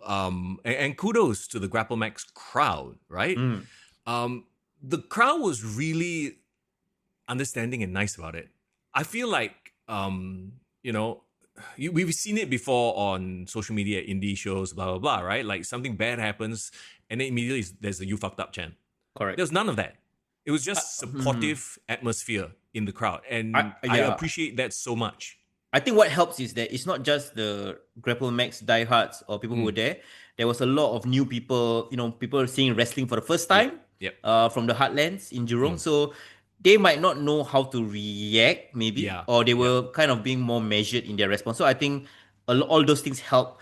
And apparently some people were still filing in. So like, they still played out to a fair, like a decent crowd, but not a full crowd yet. Sure. One thing I would say, right, like towards the end of the match, right, there was there was this one spot where Amani did a big dive. That really got a big pop from the crowd. You also had Divya taking control and delivering a beautiful German suplex. I think there was one part where that was the finish.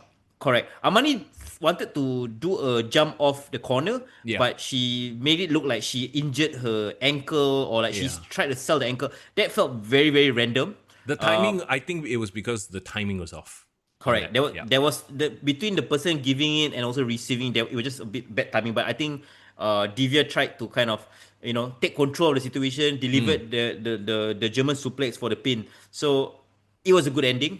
Just to me, overall, it was a very, very sloppy match, and I unfortunately I couldn't give like Div or even Sarah like high marks because they tried their best, right? They tried to do all the building the heat and all that, but I think it was just so hard to look past what went down. Also, again, this was an NWE Academy match, so I don't think we should be rating this match per se. But everyone seems to be rating the NWE matches, bro. They seem to want it. So okay. Well, I mean, whatever the case may be, like I said again, I think at the end of the day, we have to understand, and I think for the most part, the crowd was very forgiving and very supportive. I think is a better word to use, right? Correct. And everyone needs space to grow, and I'm glad that Grapplemax is the place that she's growing, where she can be, mistakes can be made. You can learn, you can grow, and that's how you grow, through mistakes. So. I mean, I believe she, she will be mentally strong enough to bounce back. I think Armani has shown, especially in the first match, right? They have a lot of desire and passion for wrestling. So take it as like a learning, a bad day in the office. Go back to the drawing board. They need to kind of like season themselves in NWE.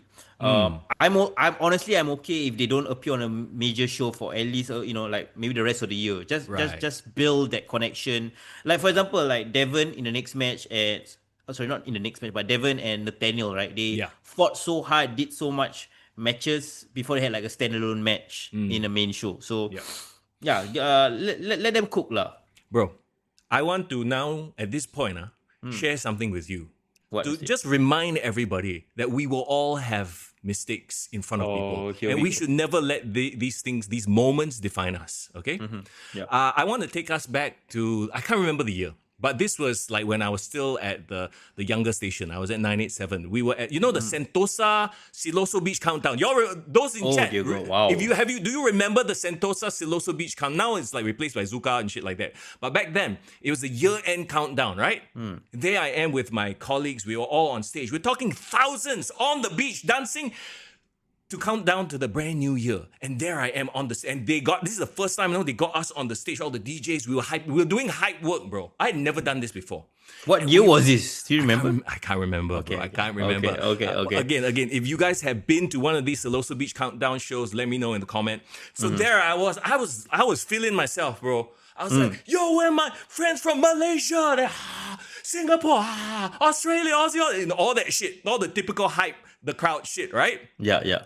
The Dom says I'm showing my age. Yes, I am. And Oh, then dear God. there comes this moment. You know the classic Mr. 305 song, We at the Hotel Motel. Oh, okay, 2008. Bro, Holiday Inn. Yeah, there you go. Holiday, Bro. I'm thinking of the year, bro. Trying to think of the year.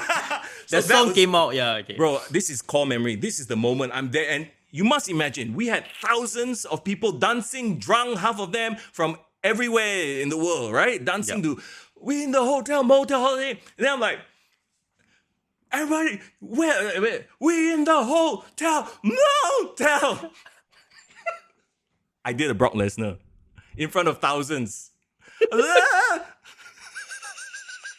Did the rest of your DJ's friends notice it? Bro, the crowd like all stopped and like I The crowd is like, yeah. What the fuck? We in the motel hotel. So my point is, in sharing that, my point is, shit happens. You make an ass of yourself in front of thousands of people, you'll be fine.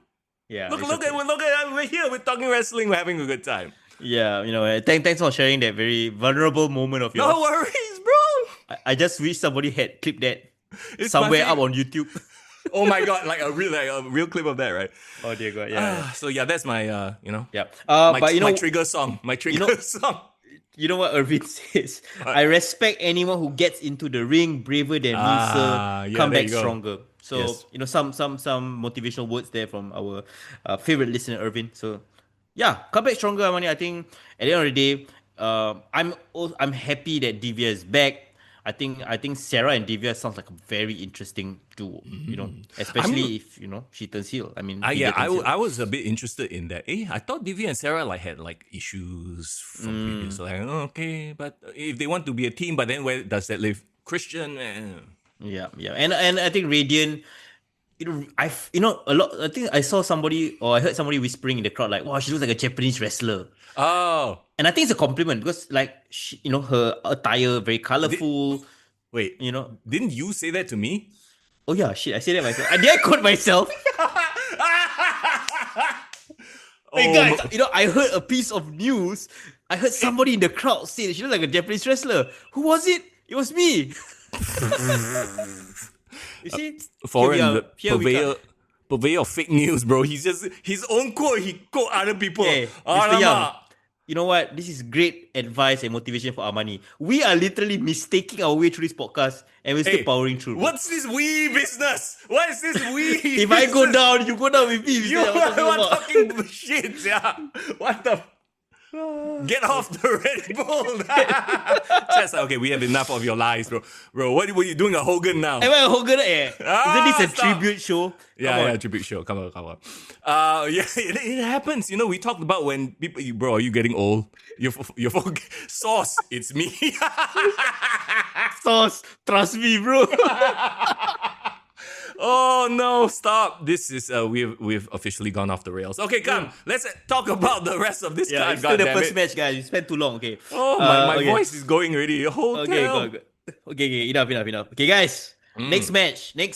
LFG. Oh my god. Oh shit, I thought it was It's not gonna end, bro. No, okay, so LFG versus Heaven and Earth. So remember a couple of weeks ago when we talked about Cal and Crypto Bro and Immortal Line, those fuckers are still around now, right? And so I was like, hey, I'm going to film them coming in. I'm going to film Cal and LK coming in, making the entrance, right? And then I'm going to pan the camera to you and you say that line. And then I can make a cool meme video, right? Oh, it's going to be great. Bro, you know what I did? What? I didn't press record. I did a boomer thing. Like, you know, boomers, they are like busy filming, but actually they forgot to press record. That was me. And I did it twice. Oh my God, I'm so sorry. You know what's the worst part? What? You were the one that directed me like, okay, okay, bro, now. Say, okay, so you have Carl, you have Crypto Bro walking past like posturing right at the background, and then you told me, okay, no, look to the camera, say it, okay. Those fuckers are still, and I literally shouted it because of the music lah. Those fuckers are still, and it's like, hey, I never record. Okay, later do it again. At the end of the match, you made me do it again. Yes, I did. At the end of the match, you know. That was who didn't record. Hey, fuck lah, yeah, fucked up, bro. Hey, bro, this boomer shit is real lah. I'm sorry, I've become a boomer lah. Hey, bro, I think we need to go back to the podcast NWE showcase we need to go back to podcast school, bro. Oh yeah, I think so. Be better. Be better content creators. See, shit happens. You just laugh it off. Come back stronger. Okay. Anyway, yes. So yes, we got LFG. So we got LFG. I still don't like the name. I think TFSA is still the better name. Hashtag TFSA. Oh my God. Okay, I think my guys. They'll beg to differ. Heaven and Earth. Yes, that's a name you love, though. Yes, they need that Heaven and Earth sponsorship. If not, Ayataka also can lah. Close enough. You were praising their entrance video, the graphics, huh? Yeah, whoever did the graphics for you guys, shout out to you, man. Like, it was great. Like I really need to commend Grapplemax graphic games. Like, your entrance graphics are really a step above, especially recently, and I definitely noticed it. And the funny thing is, you were talking about the promo before the match, right, Mr. Yang? Correct. Talking about Simon Xia, especially, we were saying that the moment he switched to speaking in Mandarin, Chinese, yes, yeah, Mandarin, right? Like it flowed so well. Like, I felt the aggression. Like he is trying his hardest to speak in English, and he has cut like very passionate promos in English. But then when he did a mixture and kind of swapped into the Mandarin, like I felt I got hyped. Yeah. You know what I mean? He said what? Enough talking, let's fight. Is it? Yeah, something like that lah.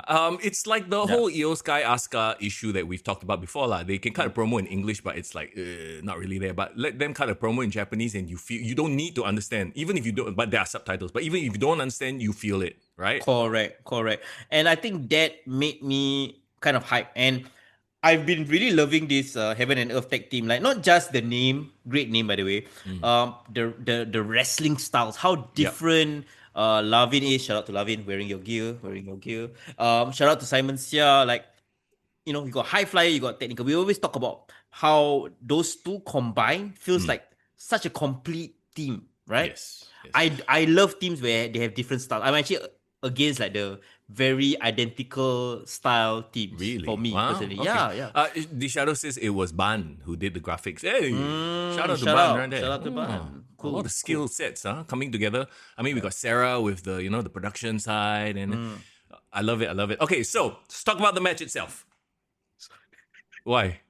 You were like, I got Sarah with the production side, and okay, fine. We got Remus, photographer. Like, what? I don't want to go through everything. Come on, man. You gotta give credit to everyone. I mean, it's 9:37. If I credit everybody, that's it already. I know, you want me to credit the ring crew also? You just stopped at one. That was so funny. Like, I got credit to Sarah for production.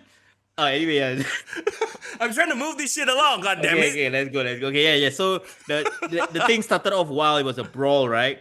And I think the crowd was really hyped for this. So it begs me thinking, like, they should have just started the show with this match. Well, and they started it off with a brawl, like literally a brawl right in front of us. If you remember, that's how they started the match. Correct. And then there was all this double teaming on with Cal. All the scam shield chants started out.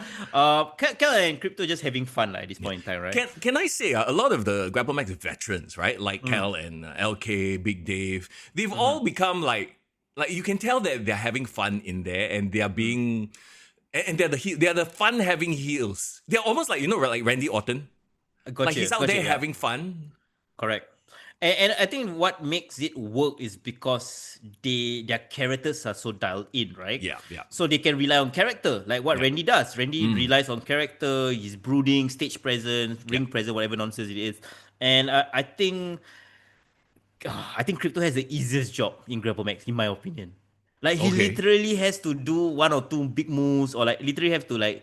It's really more posturing, and it works for his character. You know what I mean? The hot takes, yeah. You saying that he's not working that much, is it? No, he's working smart, like what a crypto bro should do. Oh, okay. Oh, you glazing your opponent, your former opponent. Huh?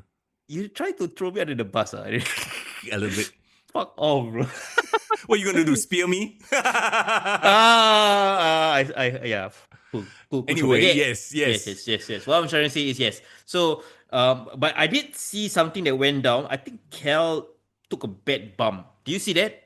Because it wasn't clear during the match, but halfway through the was it? Yeah, halfway through the match, he was favoring his shoulder. Yeah. And I don't know whether that affected the flow of the match. I remember us even saying this while it was happening live, right? It was such a hot start, and then it continued at a very high pace. And then there was a moment where it was like, okay, I think they need to slow down a little bit. Yeah, there was a tendency. It was almost like they were trying to hit the time limit. Yeah. Or they were rushing through their sequences because of time. Yeah, like a time stoppage or what, right? Yeah. I felt that it was a bit too. They didn't slow down or sell as much as I would have liked. Yeah, and then that also leads to like generally when you rush through stuff, you get mistimed stuff lah. Yep. Although there was a beautiful sling blade, I think, from Lavin to kind of gain back the momentum. Because there was a point in time where they were being double teamed on lah. And then once Simon came in, it was like fast and furious. And we were talking about it, right? And this is really our own quote. We love their finisher, the high-low, right? Their high-low is literally, it's perfect for their name, right? And it's also perfect for their character. Do they call it the high-low? Because I know that's like the name for it. It's also the total elimination, if I'm not mistaken. Oh, yeah, the Eliminators did that in ECW, I believe. Anyone in the chat, you guys can correct us if that's really your finisher name, let us know. Or if it's not, let us know as well. So not only was that like really, really cool, but it set up their actual like finisher for Simon, which is the Swanton, right? But unfortunately, it was, he was interrupted by LK. Kel came in with an Impaler DDT, which is really, really cool. Not a lot of people use that move nowadays, so it's really, really cool. He came in with the Impaler for the win, actually. Correct. Yeah, that got the win. So they are officially the new tag team contenders. My notes on it is I felt that the match was too quick, but they did pack a lot of action in that short time limit. So fun match, I would say. Yeah, I think that it, especially after a bit of a rough start, I think it was the match that was needed to sort of kick things up into the next gear. And also I know we mentioned this, right? It was like it's very easy to chant for Simon. It's the fight thing. Correct. But the crowd was crazy hype for that chant. So behind Simon. Correct. So I was actually kind of bummed out that LFG won. Not because I don't like them. I love them, right? Yeah. But like I just felt like there's a great story for Heaven and Earth to win. But then again, babyface. Yeah, maybe because it the makes champs more are sense. babyface, right? So yeah, they need a heel team to go up against. Correct. Okay, cool. We need to power through. I just realized my battery is low. Wait. You have your brand new camera and you didn't charge it? No, I charge it and it's powered through one battery charger. So I need to... Actually, technically, I can put a new battery charger, right? Yeah, the image will go away. You didn't buy one of those like perpetual batteries you can plug into the wall? No. So my USB is connected. Okay, anyway, let's power through. Okay, we shall see. Worst come to worst, I take out, I change the battery and put back in. Fine. Oh boy, here we go, guys. Here we go. All right, the next match we got, Devon versus Calvin versus Julian versus Christian for the inaugural Grapplemax Rising Championship. We said this before. It's a beautiful title, right? Yeah, I mean, it's beautiful. Yeah, for sure. It's interesting because like watching, I love the video packages. Again, kudos to, I think it's Remus who cuts them. But yeah, kudos to everybody who puts that stuff together. But I was like, okay, I think they're going to give it to Calvin. Because we already had a heel win. In my heart, you know this. we've been championing Julian for a very long time. I wanted Yeah. Julian to win, but I was like, there's Correct. no way they give us a heel win coming off another heel win. Yeah, it was, I think, too soon. Yeah. And the thing is, like, Kelvin and Devon were really hot baby faces, right? Yeah. But I just felt like someone else is more deserving, Okay. and the right person won to me Yes. for this match. Yeah. I agree. And you know what? It opens up a lot of storyline, interesting, pathways if you have the heel win. You know what I mean? Correct. Yeah, and also I think at the end of the day, what we want is like to continue the story. And Yes. there's so many threads in this story, right? You have Devon winning the NWE showcase, getting a chance at a title match. Yep. You have Calvin with that long history with Julian and Showtime. I like that. That's essentially the first thing that happened was Julian and Kelvin getting into it because there's that established history already, right? Correct. Yeah, I love it. Yeah, straight away he started brawling, right, with Kelvin. And of course you have the opportunistic Christian. Yes. I love Christian being this opportunistic, like Team Rocket, taking advantage of situations and Sure. being involved. One scary moment he did from outside to in like flip. Yep. And I think his ass landed on Kelvin. Kelvin ate a lot of ass at that point in time, right? And I mean, literally, that's what happened. Was it Devon doing the cannonball? No, it's Christian doing the flip from the ring apron onto right. into a leg drop, Yeah. and I think there was a miscomm, and then he took a whole smack of his ass on his face, and Sure. he ended up bleeding, or like it was super red. Yeah. Yeah, so that must have sucked. That would have been nice. That would have been nice. That wouldn't have been nice. That's what I meant, bro. What's up, bro? Can we, Bro's intrusive thoughts came out. bro? I powered through it. We need to power the fucking sketch. That would have been nice to have an Yeah, ass. okay. Yeah, so Yeah, dear. I mean, you got your typical four-way, and at the end of the day, right? Like, I'm never usually a big fan of four-ways because you can't tell stories. I feel like usually in a four-way there is a casualty, and I think the casualty in this one was Christian, as in there wasn't too much of his story being told. He was just there, right? And Correct. for what it's worth, like the stuff that he did with Julian, them teaming up, that was fun stuff, right at the start of the match. Yeah. But by the end, it was like, okay, it was really the Julian Devon show, it felt like. Yeah. Devon really was a scene stealer. The crowd. Yep. He's easy to cheer for, easy to root for. Yep. I think he will be one of the biggest stars. Like, give it 6 months. Yep. Next year, he'll probably be a huge star. What's up, for chat? Grapplemax. As Devon would say. Hey, what's up, chat? What's up? No, that's what he says, bro. Yeah, you went I and know. check chat. Oh, What? I'm just checking as for normal, but I'm saying yes. It's a very Gen Z thing for him to say that. Yes, but yes. he is a Gen Z, so I love it. Wrestling through the generations. Julian nailed the last call after everyone hit sort of like their finisher. So it's a very typical like four-way finish, right? Like everyone one by one hits their finish, bam, bam, bam, bam, bam. Then Julian out of nowhere hits his last call for the big win. Yeah, man. Great show of strength from Devon to be able to do the Samoan drop. That was really, really beautiful. And the last call led to the win. And to me, it was the best match so far. Yep. It was action-packed, yes. But I think what gave it a leg up over the previous match was that it was well-paced and the storytelling was really on show in this match. And well-deserved winner, man, for Julian, and heartbreak for Kelvin. I know, right? And it does set up something to come in the future. Didn't we get a piece of breaking news about this? Was it this one? Oh, yes, correct. There's Yes. going to be a first title defense, right? Yeah, Happening? for Julian, because the one who got pinned was Devon. And Devon gets the first shot. Yes. Was it? Yeah, it's Devon, I believe. So, yeah, Yes. correct. At Slam and Saver, right? Which we will be at, by the way, Slam and Saver. Real quick, the next Grapplemax event that is happening very soon at Timber 1 North. Yeah, next month, go get your tickets. Your podcast boys will be there, raising some hell. doing some- 30th of August, 3 to 9 p.m. That's a whole lot of wrestling. Next month's gonna be really, really well. Okay, great. And the last thing I wanted to say about this match was when they got the minister on stage. Oh, God. Yes. And how funny it is that you have the minister raising the hand of a heel. Yeah, I and think then that's- he's gonna boo. Yeah, the crowd was like, are we allowed to boo a minister or not? I think cannot. I don't know. But we're booing Julian lah, not the minister. yeah, that must have been fun for him lah. If I'm a wrestling fan. Kudos to Julian and to all four of them, but I think it's very well deserved. I think the Correct. crowd was also waiting for Julian to finally win a title, right? Yeah, yeah. And I think what this shows is that, long-term storytelling, if you're a long-term fan of Grapplemax, it pays off. Because you see so many, you see the growth, right? You see Showtime being the number one guy, and then you see Kelvin from an intern to where he is now. Yeah. You see Julian from a lackey being where he is now. You see SPD Yeah. breaking out. Like great storytelling and development. Like it's literally the bloodline.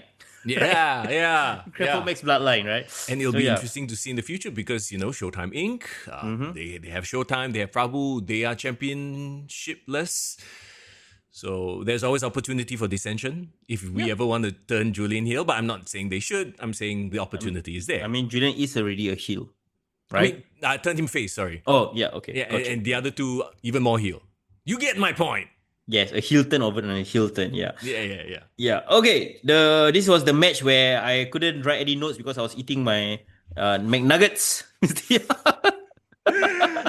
Nuggets over journalism, okay? Yeah. So you take Nuggets. this away, bro. Take this All away. right, here we go. We're talking about Saka versus SPD versus Big Dave. This is a international three-way triple threat. Yeah, man. First shout out to Saka, bro. What an okay, in case you guys didn't know, Saka is from the New Taiwan Wrestling, is the NTW, right? Yeah. He's a one-armed wrestler. Yeah, and I don't think there's one-legged wrestlers. You think Right. of Zach Gowen, and also your camera just froze. So I don't know, did your camera die or You what's can going on? you can still hear me? Yeah, I can still hear you. Yeah. Okay, but let's try. Najwan, do your thing. Get this screenshot and then make it into a meme. Look at him looking at me. Oh, it's gone. Oh, I hope you caught that shot. Yeah. But yes, you got your international triple threat match that started with Big Dave on the mic. So the second we saw Big Dave holding the microphone, we were like, oh, what's going on? What's going on? You remember this? Yes, of course.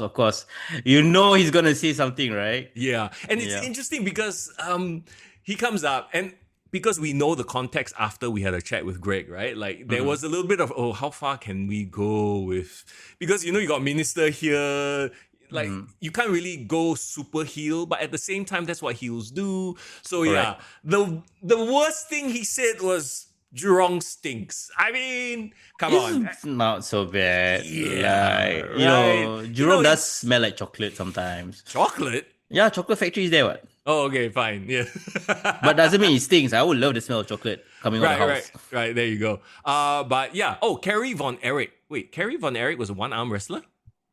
No, he was a one-legged wrestler. Oh. Remember he from the accident? There was an accident. He cut out. Right. There you Yeah, go. But yeah, so we had Saka and Big Dave and SPD. Big Dave obviously immediately establishing his heelness, going Correct. full on heel, making fun of like, need passport lah. Your typical Jurong jokes, I guess. I mean, it's more of a Woodlands joke, to be fair. Yeah, I mean, I don't know whether it's SPD from the west side as well because he said west side, best side. Don't know lah, but he's a face, so he got to say that lah. Yeah, like he's standing up for it. It would be funny if he actually lived in Tampines. Yeah. Actually, I live in Tampines. You're right, Dave. Yeah, Oops. no, but I like it's very well established. Like he is clearly a very popular babyface. Yep. And I think Saka, I wasn't sure what he was. Like, was he a babyface? Was he a heel? But I think the crowd generally gravitated towards him. Like, wanted to cheer him lah. Yeah. I mean, we have a very supportive crowd, right? And him being able to do what he did, I think, was quite the visual feat. Yeah, love his what do you call it? Your initial lockup that he does, and he offers his like his sleeve. his sleeve, right? Yeah, the I thought empty sleeve. Yeah, I thought that was really really cool. Yeah, I'm just a fan of what he does. I do hope he gets more coverage and like more like people learning about his story. Will be really really interesting to know. And again, right? Like you had Big Dave. He's a veteran here. He's working. So okay. There's I always say this, right? There is a difference between running a comedy act that becomes corny versus just being funny. And I think as a heel, Dave, Cal, and Crypto, they're funny, but they're not like to a point where, this is cheesy. You know what I mean? I love that they can do that and just be themselves. Be dicks. Yeah. And be funny dicks. You know what I mean? Yeah, I'm not gonna even go there. But Dave, every time he talks about Kevin always being his inspiration, I see day by day. Like, Yep. really is that sarcastic, like don't give a fuck, like shitting on people, like that kind of heel it will really get people entertained, for sure. Yeah. So she did a great job.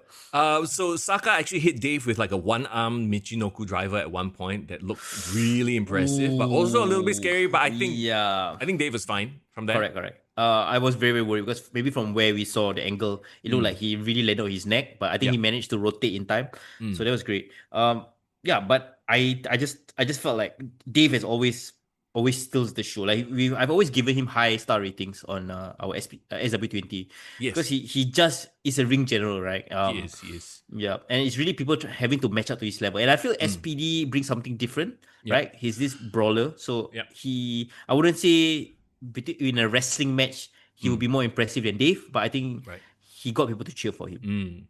I will say that the finish was very reminiscent of the last match, and it has become a bit of a trope because of the WWE and also AEW, and a lot of people are guilty of this. The whole I hit your finisher, you hit my blah blah blah blah. Yeah. And then because that's exactly what happened, right? I assume that Saka's Michinoku one-arm driver was his finisher, hit on Dave, then turn around, pop, stunner for the win, right? Correct. I thought that was a great finish. It happened in the last match. So you know what I mean? I get what you mean. Okay. I just saw this. Yeah. I won't count it against them. I think the match itself was different enough, you know, 3 different elements. And I thought, it was a fun addition to the card, and having the NTW addition as well helped. I think it helped make, especially people in the crowd was like, oh wow, you got Taiwanese wrestlers as well. This feels like a bigger production, Yeah. So it's really good. No, I'm not I'm not saying it to drag the match down. I'm saying that it has become a trope in wrestling that I wish we would see less of. People rely on it a little bit too much. Yeah, I get what you mean. Oh, Greg said that he was also at 2017 Night Festival shows. Ooh. Correct. A highlight as well. Yeah, that's really good. Yeah. Okay, moving on from Irving saying that you like dicks. Let's look at the Knicks match. Just because I called them a bunch of dicks match. What? Just because I called them a bunch of lovable dicks. Aussie. Oi, dicks. I mean, oi. Versus Joker and Karas, or as they call it, Moon Circus. I like Richard. What? What are you looking at? Because Dick is a short form for Richard, right? You don't know me. Oh, I didn't know. Richard. For whatever reason, like Steve, right? Yeah. Joseph, Joe, right? Richard, Dick. I don't know who came up with that shit, but apparently it is what it is. Yeah, so there you go, Richards. There's nothing that I can add to this conversation that can save you. So let's just move. Can we just move on, Mr. Young? Wait, hang on. Is that too boomer? Like, come on. You guys in chat know this, right? Richard, the short form of Richard is Dick. Nobody calls Richard Rich. Is that why they call him Little Richard? Mr. Young, my battery is damn low. Can we just move on?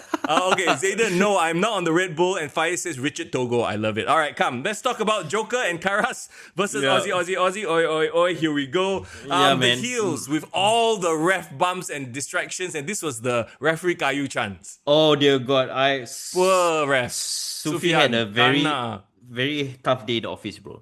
Very tough day in office today. But this is like classic heel shit, right? Where the heels are constantly distracting the ref to do the double team, the choking in the corner, blah, blah, blah, that kind of stuff. Yeah. And I think what I like about this match was both of them were champions of their promotions, right? You got the Taiwanese champions, you got Aussie. So immediately, visually, you're like, okay, they're all experts in tag team wrestling. And I think this was really a great showcase for tag team wrestling, especially in Southeast Asia, right? There were a lot of cool, I hate to use the word sequences, but for lack of a better term, sequences, right? They did the Shelton HBK spot, which popped the crowd. Yeah, that was amazing, right? Like Shawn springboarding on the ropes, jumping, and it was beautiful. It was perfect, right? I think we caught it.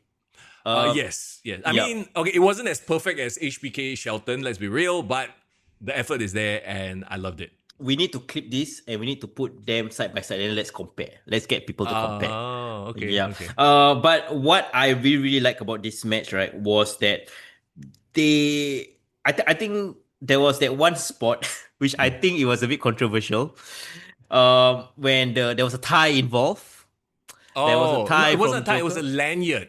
Was it lanyard? Oh, It was a lanyard. okay. And it happened right in front of us. So Shawn was like, brawling outside with Joker, Joker. and like he was trying to get away, and then Joker kind of like, Brian Danielson him, That's what I'll So say lah. Joker grabbed the lanyard from Nathaniel, Correct. and then he Brian Danielson him lah. Correct. And the funny thing was I literally heard, right, and this is not a trust me bro. I really heard Sufyan was like shouting, "Hey, no, you can't do this, you can't do that," like trying to get him to stop doing it. Bro, I'm pretty sure I told you this. I'm Yeah, pretty sure I was the one who heard and I told you Yeah, this. I'm just saying that I'm pretty sure no one like I'm pretty sure it's not our own quote. It was from you. It was from you. Yeah. The dementia is I'm pretty sure I was the one who told you this. But okay, trust me, bro. So Okay, we only talk to each other. Okay, let's just put the parameters. Like no one else tell us anything during the match. We just us talking to each other. Okay. Okay, so what I heard was Sufyan was like literally instantly, it's like, why did you give him the lanyard? And Nathaniel was like, he just grabbed it off me. Like, yeah. Yeah, you know what it is? I think it was an opportunistic moment. They took advantage of it. Referee wasn't happy. Referee didn't disqualify them. So therefore, I blame the referee. Sufyan kena again. Yeah, I love it. Okay, the thing is, I put out in my notes, I thought the heels was getting way too much leeway. And I just felt like it became an AEW tag team match. Let's just be honest, right? Yes. If only they structure in a way where they tag each other in and out very smartly, or they were to do all these shenanigans, but it was like in front of the referee got distracted, they do something. Yeah. No, this was all like straight up in front of the ref, he's cheating. Yeah, and they were just brawling outside. Like there wasn't any enforcement lah. You know what I mean? So I just, for me, I couldn't enjoy it as well because of all this, like, maybe it's just us putting loopholes, right? But one thing I want to say is, right, towards the final stretch of the match, right, there was some amazing tag team moves, right? Yes. There was Pendulum rock bottom. Correct. We were saying there was a pendulum rock bottom. There was a beautiful, like, Aussie did this double tip, which was like, YC helped to twirl around Shawn a bit to get the momentum to do like a blue thunder bomb. Yep. Thought that was really, really cool. And then I think right after the close two from the pendulum rock bottom, there was a "This is awesome" chance, right? Yes. And I was such a huge fan of the finish of the match. Like, if for all the problems I had with like the officiating, the final sequence of the match, the ending of the match, to me was the best ending of the night. Yes. To me, like in terms of how smartly it was executed, right? I can agree with you on that. And also, you're out here starting feuds with referee Sufyan. I love it. I'm here for it. Okay, so Joker exposed the turnbuckle. Again, referee, what are you doing? And then there was some miscom, which led to Karras accidentally ramming his shin into that turnbuckle. And that hook looked legit scary, bro. Like, if somebody eye kena there, final destination already. It's a metal ring. So yes, it's very, correct. So I'm not sure what is Aussie's finisher called, but it was like an FU into a power bomb. Yep. Which was amazing, and cool. that brought the win. And it was, to me, that the ending made up for whatever issues I had for the stretch of the match. It was a great tag team match.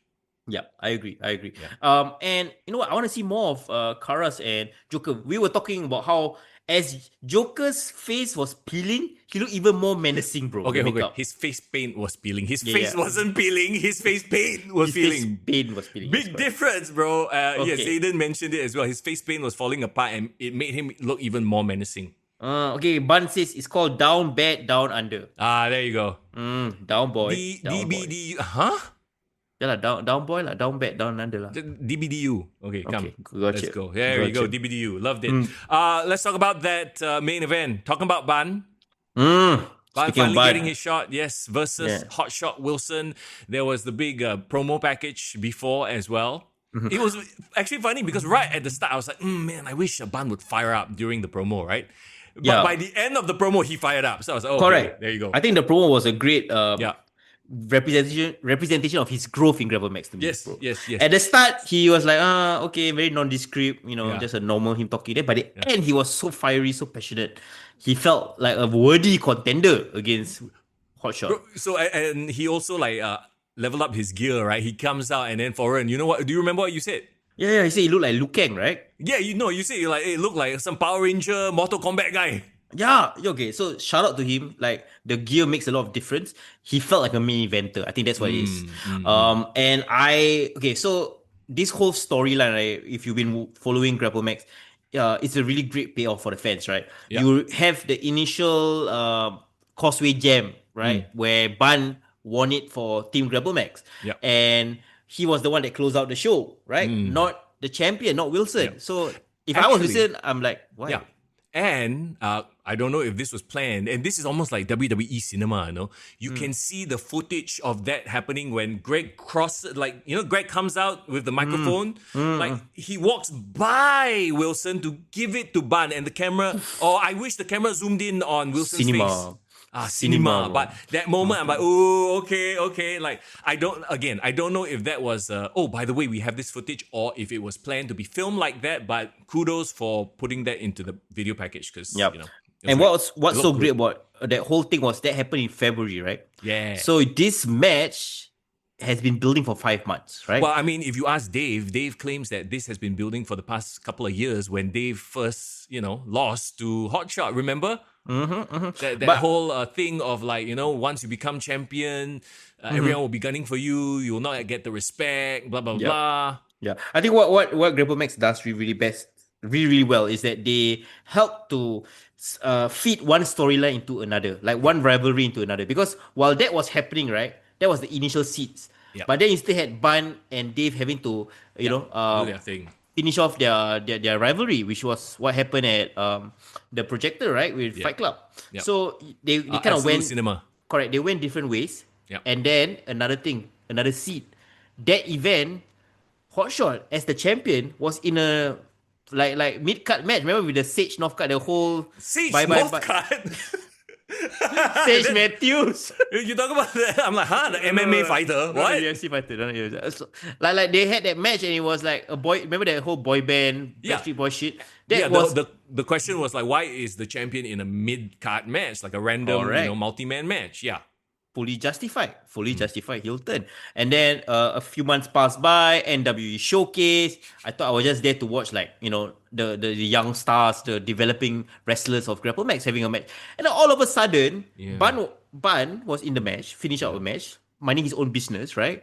And then kena that freaking kill shot from Wilson. The investigative journalist in you came out, and the rest is history. We all know the quote. I'm not even going to say it. Chat, you can say the quote for us. So that quote was the burning question leading into this match. Okay, there's more, but for us, that was the burning question. I think that was the third seed planted, bro. You are part of this story. Wilson was like, you know what? I just want to show that I'm the champion. But then, like, when Foreign Seer asked that question, then after that, Wilson probably went home. He wore his specs and he was like, should I perm my hair or not? Bro, Dave has an annotation on his Excel sheet. Are you a heel? It's there. You watch in italics, okay? It better be there in this holy Bible book that I have concocted in my own brain. So, we got the entrances, right? You got Bond coming out with the outfit and everything looking straight out of Power Rangers and Mortal Kombat. That's cool. And then, we have Hotshot coming out. And again, presentation, right? Hotshot comes out of the quote-unquote heel entrance. Yep. Hotshot has permed his hair and is wearing glasses. I was like, bro, he's wearing glasses, bro. He never wears glasses. Why he wear glasses, bro? This is obviously a sign, right? And these subtle things like that, subtle changes in your look to denote a change in perspective. And if you look at the video that we put out on our social media, right? We did a little highlight thing. Okay. Obviously, and this time finally I got it on film. I managed to actually boomer it, right? Yes. Hotshot walks by us and then Foreign asks the question, the burning question, are you a heel? And I swear Wilson laughed. Wilson smiled, bro. He has not smiled at a man like that since... Yeah, why would he smile? But okay, never mind. He was smiling. He was happy. He was glowing, bro. When I said that. Yeah. Can I say that the fact that he was smiling more actually made him more menacing? Yes, he was. I tell you already, when he came out and he wore that specs, right? If he just wore a turtleneck, right, would have completed the look. Yes. Kristen I was saying Cage also, I said this to you, I wish he would come out with in a suit now. Now he's like Yeah, I'm corporate champ or You whatever. know what? It He is. needs to be Okada. Maybe not a suit lah. Maybe in Singapore a bit too hot lah. Maybe office wear lah. Come out in office. Office wear. Yeah lah, just Okay. come out collar, tuck in, wear dress shoes, then after that roll up your sleeves, then like you Eh. come out from office and then just be a champion lah. Oh, okay. Okay, cool. Yeah, I like Singapore it. context, bro. Singapore context. Is it all white? Ooh. Okay, anyway, so Depends on the GRC lah. Maybe in Aljunied can wear blue. let's not go there. Okay. So yes, he comes out and yeah. immediately, first of all, as far as wrestling is concerned, I mean, these two, we know they can go, right? Yep, Chain correct. wrestling to start. A little bit of a slower pace than before, so I appreciated that. I wrote it in my notes. Hotshot is wrestling like a heel. Immediately, right? You started picking up on it. Yeah. He was showing a lot of heel tendency. I think. There was a pin where he literally puts his shin on Bun's. I don't know if it was neck or chest, but it was a very heelish pin. Correct. Bun had a beautiful dive out of the ring, but then Wilson came back strong. He was the aggressor, I think. Yes. Um, Can we yeah. talk about the continuity of this one spot? And I'm pretty sure that they planned it like that, right? Because, okay, you know that Wilson has this one move which is like a rolling kick Yeah. He rolls on the floor on and floor then he and kicks. So the first time he did it, he hits Bun. The second time he does it, Bun counters. He blocked it. I don't even remember. And then they did it a third time. The third time, Hotshot anticipated the counter and then kicked with the other leg. So I was like, oh, okay. It's like a triple continuity move. I think that was a great spot in the match, right? Yeah. Like, I Great think it shows series of spots, actually. Yeah. it shows them like being each other's equal. Like, oh, I can telegraph your spot. I have all this in-ring chemistry, right? It's like they are learning from their fights and learning as the fight goes on, right? This move you did, you caught me the first time, I'm going to block the second time. You block, okay, come, I do the move a different way. Yeah. So I appreciated that. Yeah, towards the third stretch of the match, like there was this one great sequence as well. Like they were countering each other's counters, right? Yeah. So there was this one time where I think Wilson was trying to do a kill shot. It was blocked, and then Bun did his own neck breaker, right? Yeah. And then the next one, this was my favorite spot of the match. Hotshot tried Bun's rock bottom, but Bun countered into Wilson's RKO, right? Yes. And then he also But didn't get the win. Did not get the win. Correct. But then in return, Wilson did a rock bottom for a 2. So like I love they were trading finishes at this point in time. Yes. Right? Yeah. Okay, so is this another one of those tropes that gets overused? Do you think? Ooh. So that I'm not saying that I disliked it, right? But we do see this trope quite often, but only in the big shows.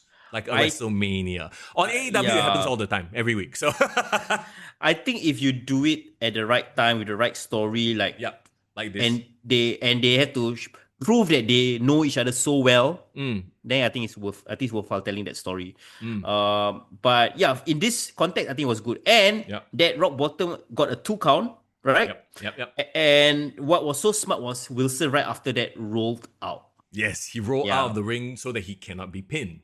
Correct. Brilliant. So I thought that was brilliant. And then my favorite part of the match was when Sufyan got knocked the F out. Poor Sufyan. Yeah, because I think it was such a there was this like if I was trying to conspire whether he's gonna turn heel, this was the one. This was like, okay, he's definitely gonna turn heel now because why would he do that, right? I know it came across as accidental, but it felt like okay, this is the plan, right? So there was a lot of multiple pinfalls, and then finally one deafening kill shot from Hotshot. But the funny thing was, this was the part where we were like, oh, he didn't go for the pin. Right? Okay, wait. Before that, there was another kill shot. Now, you remember?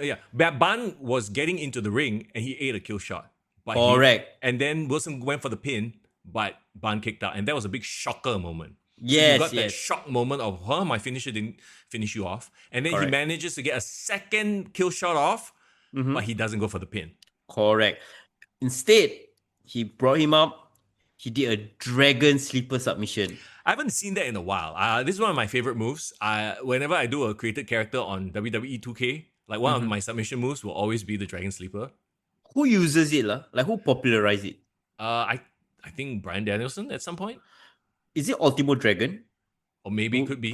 Would we have done it? I'm not sure because I do know that I only see Japanese wrestlers use that move. I don't really see in WWE or Attitude Era anyone using the Dragon Sleep. But beautiful submission. And I think this is the first time, right? Wilson has debuted this as his submission finisher. I don't think he's ever had a submission finisher, right? I don't know, but I thought it works for him. Yeah. And in the context of this, like, because here's the thing about the RKO, right? It's such a crowd popper move. It's actually not a very good move for a heel because the move itself is exciting and people will cheer for it. And as a heel, you want to get people to boo you. So correct. Adding a quote-unquote boring, slow the pace down kind of move as your finish does that pretty well. Isn't that what Roman Reigns did when he became heel? Oh, remember? yeah. Wasn't the bulldog choke or some shit like that? Some kind of choke. It was like a guillotine choke. Yeah, it was a guillotine choke. So, like, to me, that was clearest indication that he won as a heel, right? Yeah. He did submission and tapped out Bun. And the thing is, Bun tapped out, and this is like their first series, you know? So there's a lot of ways you can go about it. Does Bun fall down the card? Like, oh, shoot, Wilson was the better man. Yeah. Or, because of what happened after the match, this is not over. This is the start of a series of feuds, right? Right. Oh, yeah. At one point, Taker used the Dragon Sleeper, I remember. Oh, great catch, Irvin. Yeah. When he did it, if I'm not mistaken, he didn't go to his knees. So, like the one that Wilson does, and I think the Japanese wrestlers do, right? He's on his knees. So the opponent, the person taking it, has to be on their knees and bend backwards. Yeah. I think Undertaker just held it up. Yeah, correct me if I'm wrong. My memory I could be Hulk Hogan in this. But yeah. Misremembering. Let's talk about the post-match. The post-match. Post-match happenings. So there was a rumble in the crowd. It's like one of those moments. And Are you sure it was a rumble or it's just both of us making noise? No, it was a rumble, bro. Okay, listen, this is just not me making shit up, okay? I swear it was a rumble because, like, it's one of those things that we can see it coming, but it's a good thing. Like, we talked about this before. Like, things just need to happen and people are anticipating it and just give it to the crowd. And this was the moment. We were talking to Greg about it as well. I think if you waited too long for this, it would not have had the impact. Yeah. And I was also a bit like, wow, there's a lot of heel wins at the end of Yeah, this one yeah. Event, right? But ultimately, who cares? It's about the moment. I'm so glad Grapplemax said fuck it and just do it. Bun raised Hot Shot's hand in a sign of respect. You were the better man today, blah, blah, blah. There you go, big championship win. And then, you have the delay. I love it that he just waited a bit. And there was like a moment where he lifted it. I was like, okay, it's happening. He's going to do it. And then he like he walked away. He walked away. Yeah, he walked away. I love the milking of the moment. This is so important in wrestling, right? Yes, I love it. Yeah. To build anticipation. If he just like, the second he turned, he whacked already. And there's no anticipation. That's why I felt the palpable anticipation of like he keeps. Why is he loitering behind Bun's back? Why is he loitering like a hooligan? Yeah, right. He's like, hey, hold the belt down, bring it back, walk away, hold on. And then when it finally happened, the crowd, you listen to the audio in the footage that's out there, right? The crowd went nuts. Bro, the pop, bro. Yeah. You know what? I would say I've not heard a pop like this for Wilson since the night he won the title the first time against Big Dave. Comments like that is what has made him a heel. Comments like that, bro. You're going to say until like this. I'm just telling what I see, like, bro, is it wrong? You are part of the problem. I said it. Are you a heel? Problem. You are part of the problem. Not my problem. Chad, if you think foreign is part of the problem, does foreign need an intervention? That's what I'm trying to say, bro. If foreign is part of the problem, please agree with Mr. Young on chat. Okay. Okay. Good. So he hantam this Bun in the back with the title belt, right? Bun falls down, crumples down, starts beating him up, and then Sufyan tries. My favorite part of this was when Sufyan got a ass kicking from Wilson. Wait, what? Are you watching Sufyan got a kiss? No, he got ass kicking, bro. You combine ass and kick, become kiss. What ass kicking kiss? No? Okay, never mind. By the way, chat agrees that foreign is the problem. Okay. I have to change battery. I have to change. We are done. Oh, Okay, Foreign's let's- camera is the problem. Here we go. Bye So I guys. guess- Bye guys. Hey, go and change your battery. I'll hold the fort while we listen to you radio style, apparently. Yeah. Sure. You go. You do what you gotta Okay, do. I'll do Yeah. me. So Sufyan tries to break things up, right? And in a fit of rage, and I don't know how they'll play it off. I don't know if Greg will come in and fine Hotshot or do some, commissioner type stuff. But Hotshot shoves Sufyan to the ground, and then poor Sufyan is there covering up while Hotshot is just wailing on him. What a degenerate! What a bad champion! You know what I'm saying? What a heel, bro. What a heel! I turned to you and said, "You have your answer. He's a heel." So yes, we have confirmation. This Wilson fella is in fact a heel. Yeah, man. It's so sad that I wasn't there to congratulate Wilson. Huh? What do you mean you wasn't there? Yeah, like I was there, but I wasn't I couldn't go up to the ring side and congratulate him because he answered my question finally, bro, Mr. Yao. That's what I meant. Oh, okay, wow. Yeah, Foreign yeah. really is trying to inject himself into these storylines and what's No, up? I'm not, bro. Foreign I'm pitching for his next return to Grapplemax ring. I am trying to remove my battery. That's what I'm trying to do. I will not take any spears for you anymore, my friend. That's all I have to say. Yeah, Okay, man. so not only that, then in comes Greg. And this is a very interesting situation because Greg hasn't been an quote unquote active. He didn't retire, but he hasn't been an active wrestler in a while. And he was sharing this with us, right? As far as the MPs and all the people in charge were concerned, he's the guy in the suit, right? He's the guy, Correct. he's the boss man, setting things up. So, there you go. We got his sense. You know what? Wait, is this the old camera? Yeah, I'm gonna go back to the old camera because I'm too lazy to change it. We downgraded, bro. Yeah, Our it's- upgrade lasted for a good 2 hours. Hey, that was a good run. Yeah, bro. Because we're supposed to end in 2 hours, bro. We talk our ass off. Irvin says, imagine foreign video come back, he Hilton goth makeup. You should have done a costume change. Can you stop it, guys? Okay, guys. Okay, just nice we made it to the last part, so I'm proud of that. Okay. But yes, so this Greg comes in. He's the corporate guy, and looking back on it, it was probably a good idea that he hadn't been a wrestler for a while, right?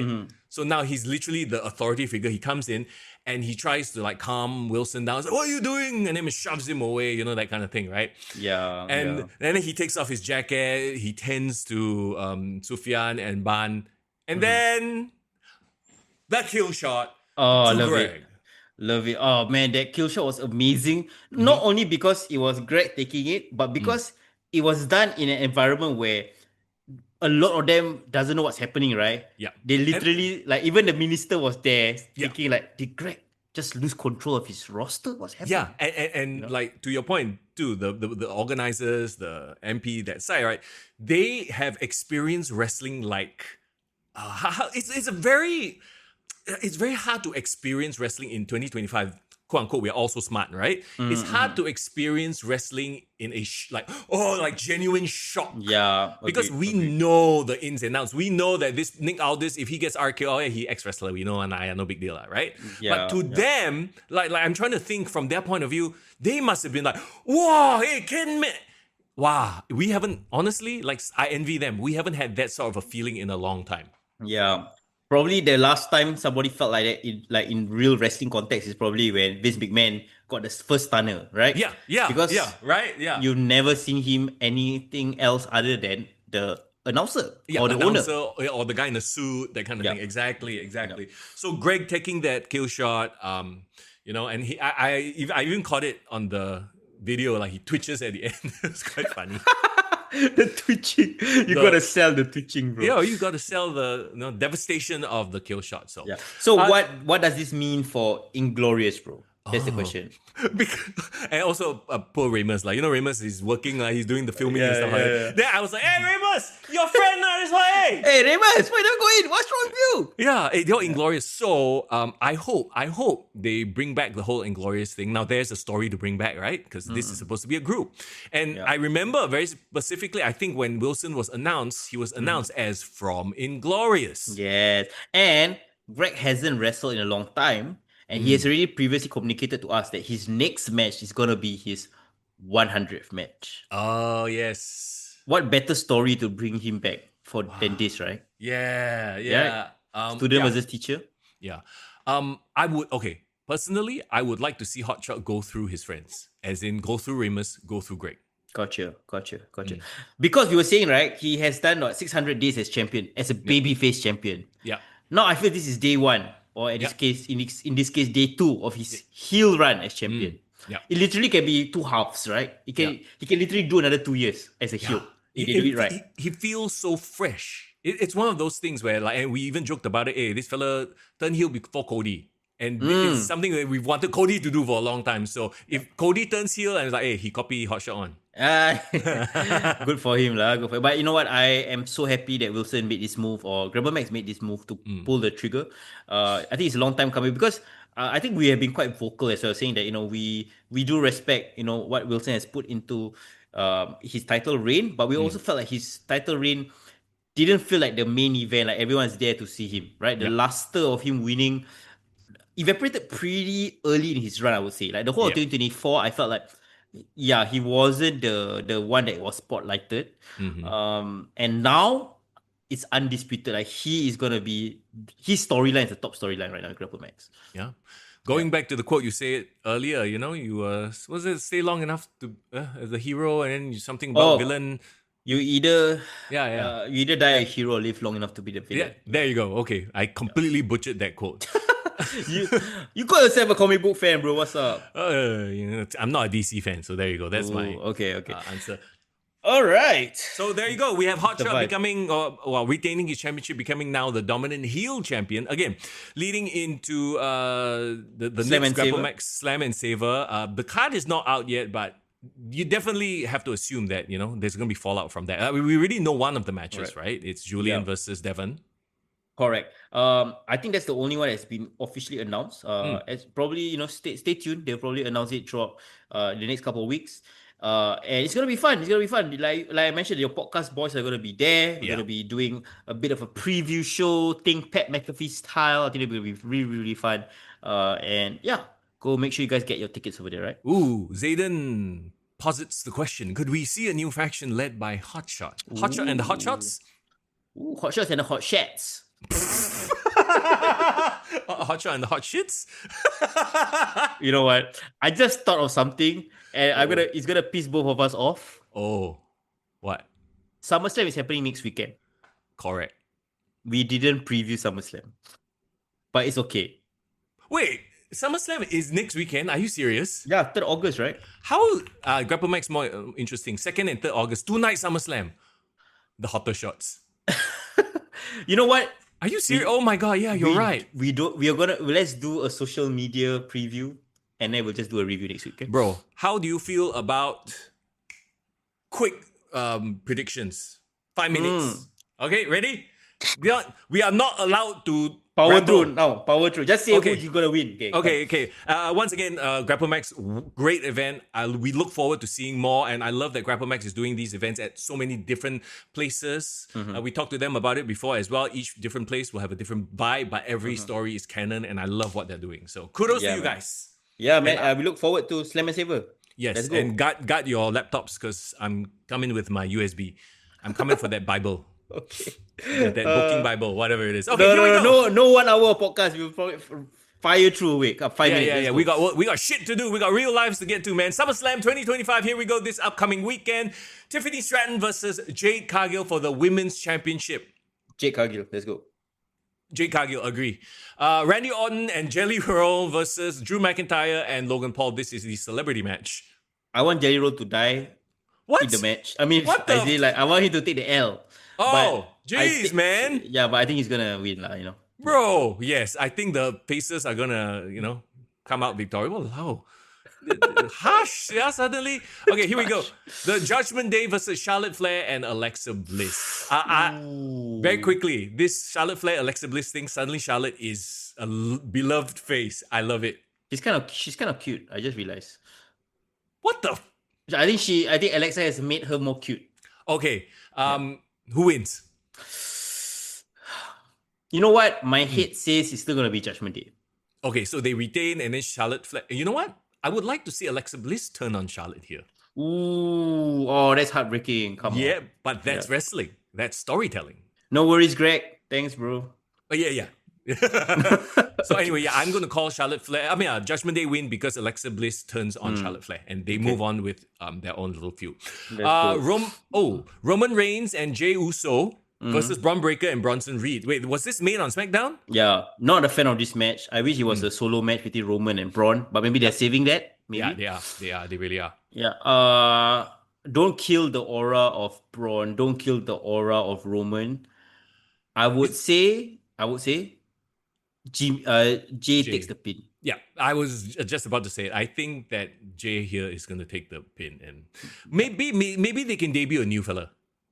Maybe. Ooh, how many more Samoans are there, bro? No, not the Samoans. I'm talking about the Paul Heyman guys. Oh yeah. Austin Theory or Let's whoever. Sami Zayn, Karrion Kross. Karrion Kross, come on. Yeah, he needs a marquee win, and Sami Zayn doesn't need to win. Yeah. Really. Main event: Gunther, CM Punk. Ooh. Gunther. Okay. As a CM Punk fan, I think Gunther needs to be established further. I am going to go for a completely, well, it might not be an outside guess, but Seth Rollins. Ooh, so you think Seth Rollins is still a work? Yes. Injury is still a work. Oh, I think that injury, quote unquote injury, is still a work, and he's gonna, because he's now completely out of the minds of everybody, right? Yep. This would be the best time to have him swoop in, win the title. Haha, I outthought all of you. So Gunther and CM Punk can have a banger match. It will definitely be a great headlining moment if that happens. And if anything, this really builds up CM Punk versus Seth Rollins for WrestleMania when CM Punk finally wins the title from Seth Rollins. Because remember, it's Seth Rollins' goal to ensure that CM Punk never wins the title.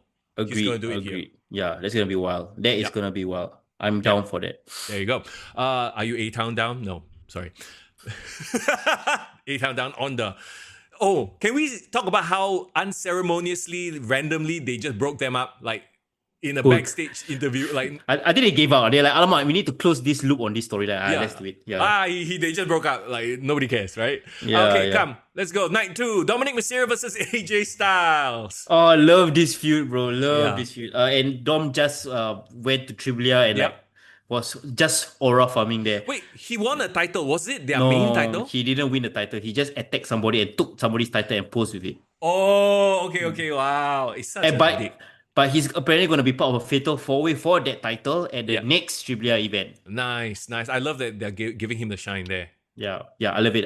Dom needs to win. Yeah. And I think AJ would also gladly put over Dom. I think so too. Agree. By the way, you mentioned aura farming. We'd be remiss not to mention Dave's aura farming. Last night was awesome. He was stepping on, I can't remember who, and then he did the Indonesian kid. Dragon boat race thing. Oh my god, that was perfect. That was perfect. Yeah. Young, dumb, rich. Okay, anyway, Solo Sikoa versus Jacob Fatu Steel Cage, because they one time mentioned jail, then become Steel Cage match. I love the logic. I love the evolution of that. You know what? I want to see Jacob Fatu do a moonsault off the top of the cage. That would be amazing. That would be amazing. Is it too soon for Jacob to win this? Yeah. It feels like Solo just got his mojo going, you know? Yeah, I want Solo to go on a long run with the US title, bro. So, then what? The entire family comes in and enters the cage and hantam this. They got Tama, Tala. You know what it is, right? They say everyone banned from ringside. They put a cage. When has a cage ever stopped any interference from happening? Exactly. They will somehow break the chain, take a key, some bush, climb over. You know what's my hot take? Bro, I want to see Tonga Loa climb the cage. Oh dear God. He's gonna fall and get stuck in the cage climbing, bro. I am here for that. Bro, you know what is the hot take? Tama Tonga returns. Tama Tonga returns and helps Solo win. Okay, so now they really have the full set of no auras. Yes, the auraless bloodline, the MFTs. The MFT. Okay, there you go. Yeah. What are the odds of another Samoan Tongan? Yeah, exactly, right? Exactly. Tama, Tala. Shit, so hard to... Tama, Tonga, Tala, Loga... Fuck. Oh, don't even try, bro. It's just three of them. The MFTs, there you go. And one time, JC Mateo. Oh, yeah, we forgot about JC Mateo. The Timu Rhino. Okay. Yeah. Okay. So we both agree Solo, right? Yep. Yeah. Becky Lynch versus Lyra Valkyria. Here we go. No DQ, no count out. Last chance match for the Intercontinental Championship. If Lynch wins, Valkyria can no longer challenge for the title. So obviously Lyra is going to win lah. Nope. I would say you're gonna have Bailey interrupt, turn heel, screw with Lyra so that Lyra can't challenge for the title ever again. Wow. And then Bailey goes into the spot. Yeah. I like it. But how does that build Lyra? Because she's not going to then move up to the World Championship level. She's not ready. I feel That screws. That is really bad for Lyra. I think Bailey would win the title, and then maybe they do something like a stipulation where like she couldn't challenge only Becky or something like that, but she can challenge Bailey. Oh yes, because Lyra cannot challenge as long as Becky is champ. So yeah, you're right. Bailey can then drop it to Lyra back. Watch me book myself out of a hole. Wow, very good. Impressive. Very good. I hate it though because damn, this makes Lyra looks like shit. Yeah, it's okay. I don't care. Okay. Sorry. Your girl. It's your girl. How girl. I dare you. forgot. It's your girl. You don't see me disrespect. Who's your girl? I don't know. I have many versions of my girl. Okay. Let's Mandy? 5 minutes, guys. 5 minutes. Oh, 5 Naomi versus Rhea versus Io Sky Triple Threat Women's World Championship. Naomi just won this shit. Somebody just came back from Arsenal game lah. That's why it's so late joined the podcast Dave. Aiyo. Never mind. You can go back and rewatch what we said about the happenings. Both the Hogan stuff, the tribute stuff, and the Dave, Grapplemax. we are done. We actually done with the podcast, but then we realized we forgot to preview SummerSlam. So we are quickly running through it right now. Yeah, that's brilliant. Shows you how on the ball we are. All right, Naomi, Rhea, Io, let's go. Yeah, man. Naomi, agree. Too early in her run. Too soon. If anything, Rhea and Io can cause each other to like lose. I mean, they could beat each other up and Naomi picks up the scraps. That's sort of a win. Agreed. Yeah, I love it. John Cena, Cody Rhodes, street fight for the undisputed championship. Oh God. So when they say street fight, you know that means shenanigans. Is this where Cody turns heel, my friend? Is this gonna be the double turn? Okay, so how does this play out? Cody gets ultra violent with John Cena? I think and goes straight Homelander? I don't know. I don't know why am I holding up hope for this, but by a sliver of hope, The Rock returns and helps Cody, and Cody finally accepts becoming his champion. Okay, so what is the logic though? Like, I guess, okay, if that happens, then we are forced to watch the next few weeks. Like, why would The Rock turn on Cena? Cena is his guy, right? Like, what is how would you book that logic?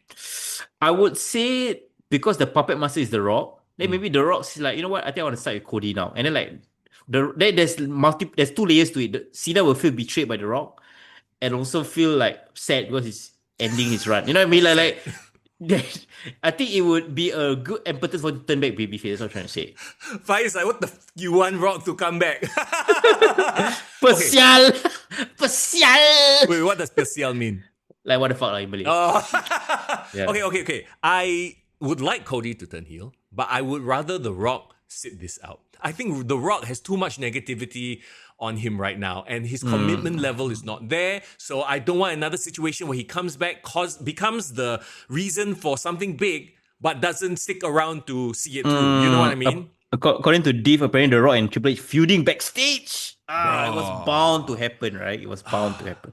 Yeah, after James Gunn called The Rock out for trying to take over the DC, like, cannot lah. I'm like, I really hope this is not his legacy. You know, like, I want The Rock to be this entertaining guy that we all love, Rocky Maivia, blah blah blah. I don't want him to become the political guy, you know, years later, and we talk You about either die a hero or live long enough to become the villain.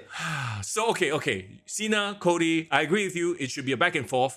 Cody finally turns to the dark side and cheats. Not cheats, but uses underhanded tactic to win. Yeah. Like uses the title, whatever. And John Cena literally begs off, but in a very Putting sympathetic way. And then Cody's like, nope. Just like bloodies him in a very cinematic way. Like, what was that match that we thought he was kind of going there already? Where he's the Kevin Owens one. Yeah. Like something like that where they can shoot it cinematically, like he's finally crossed over to the dark side. Yeah, I think he's gonna do what that Falcon and Winter Soldier, the episode where the fake Captain America just shield and just bashes the Oh, guy until it yes. becomes bloody, Yeah. something like that. A US Asian, thank you very much. Basically, beat his ass so bad Yep. that people start feeling sorry for John Cena. Yes. Yeah. And then, you can have Cody become like this Homelander-ish champion. I think he can pull it off 100%, right? Yeah. But isn't Cody going off to film a Street Fighter movie? Yeah. When does that start filming? I'm not sure. I'm not sure how that lines up, but if you do, I don't want to take things too far ahead. Yeah. In the context, in the bubble of what's going to happen, I do want him to turn heel. That's what I want. Yeah. Okay. So there you go. And be a better match than WrestleMania. Yeah, I think that's not that hard lah. And we said it here first. Wilson turned heel before Cody, so when Cody turns heel, he copied Wilson. Exactly. Well exactly. Done. Love All it. right. Okay, there you go. That's your SummerSlam review, Oh, we baby. did it. Oh my god, 2 nights of SummerSlam. I don't know what to think about it. Honestly, I wish they just save that for WrestleMania, but that's a topic for another day. We are gonna cover probably night 1 because it's happening Sunday morning, and Monday morning. Monday morning, yeah, and Monday, unfortunately, live. Yeah, officially we have jobs. Thank God we have jobs. Okay. Unfortunately, but thank God. Yeah. Okay, guys, that was our 2-hour 40-minute podcast. I hope you guys enjoyed it. It was fun. Thanks for hanging out. We appreciate each and every one of you. As always, come join the Discord. There's always a lot of Discord happening on the Discord. That's why the damn thing is called Discord. Yeah, man. If you guys enjoy what we do, consider becoming a Patreon member. We are considering opening up a coffee account. Or coffee account, what they call it? A coffee account. So if in the future, if you guys enjoy our podcast and we somehow make you laugh, please consider donating or buying us a coffee, as they call it, right? There you go. Or a Kofi Kingston, whatever it's supposed to be pronounced. SOS. Okay, anyway. Boo, boo, boo. All right. With that, as always, thank you so much for hanging out. We'll be back next week again for the SummerSlam reviews and stuff like that. But it's Mr. Young. And it's for in the building. Take care. Boo.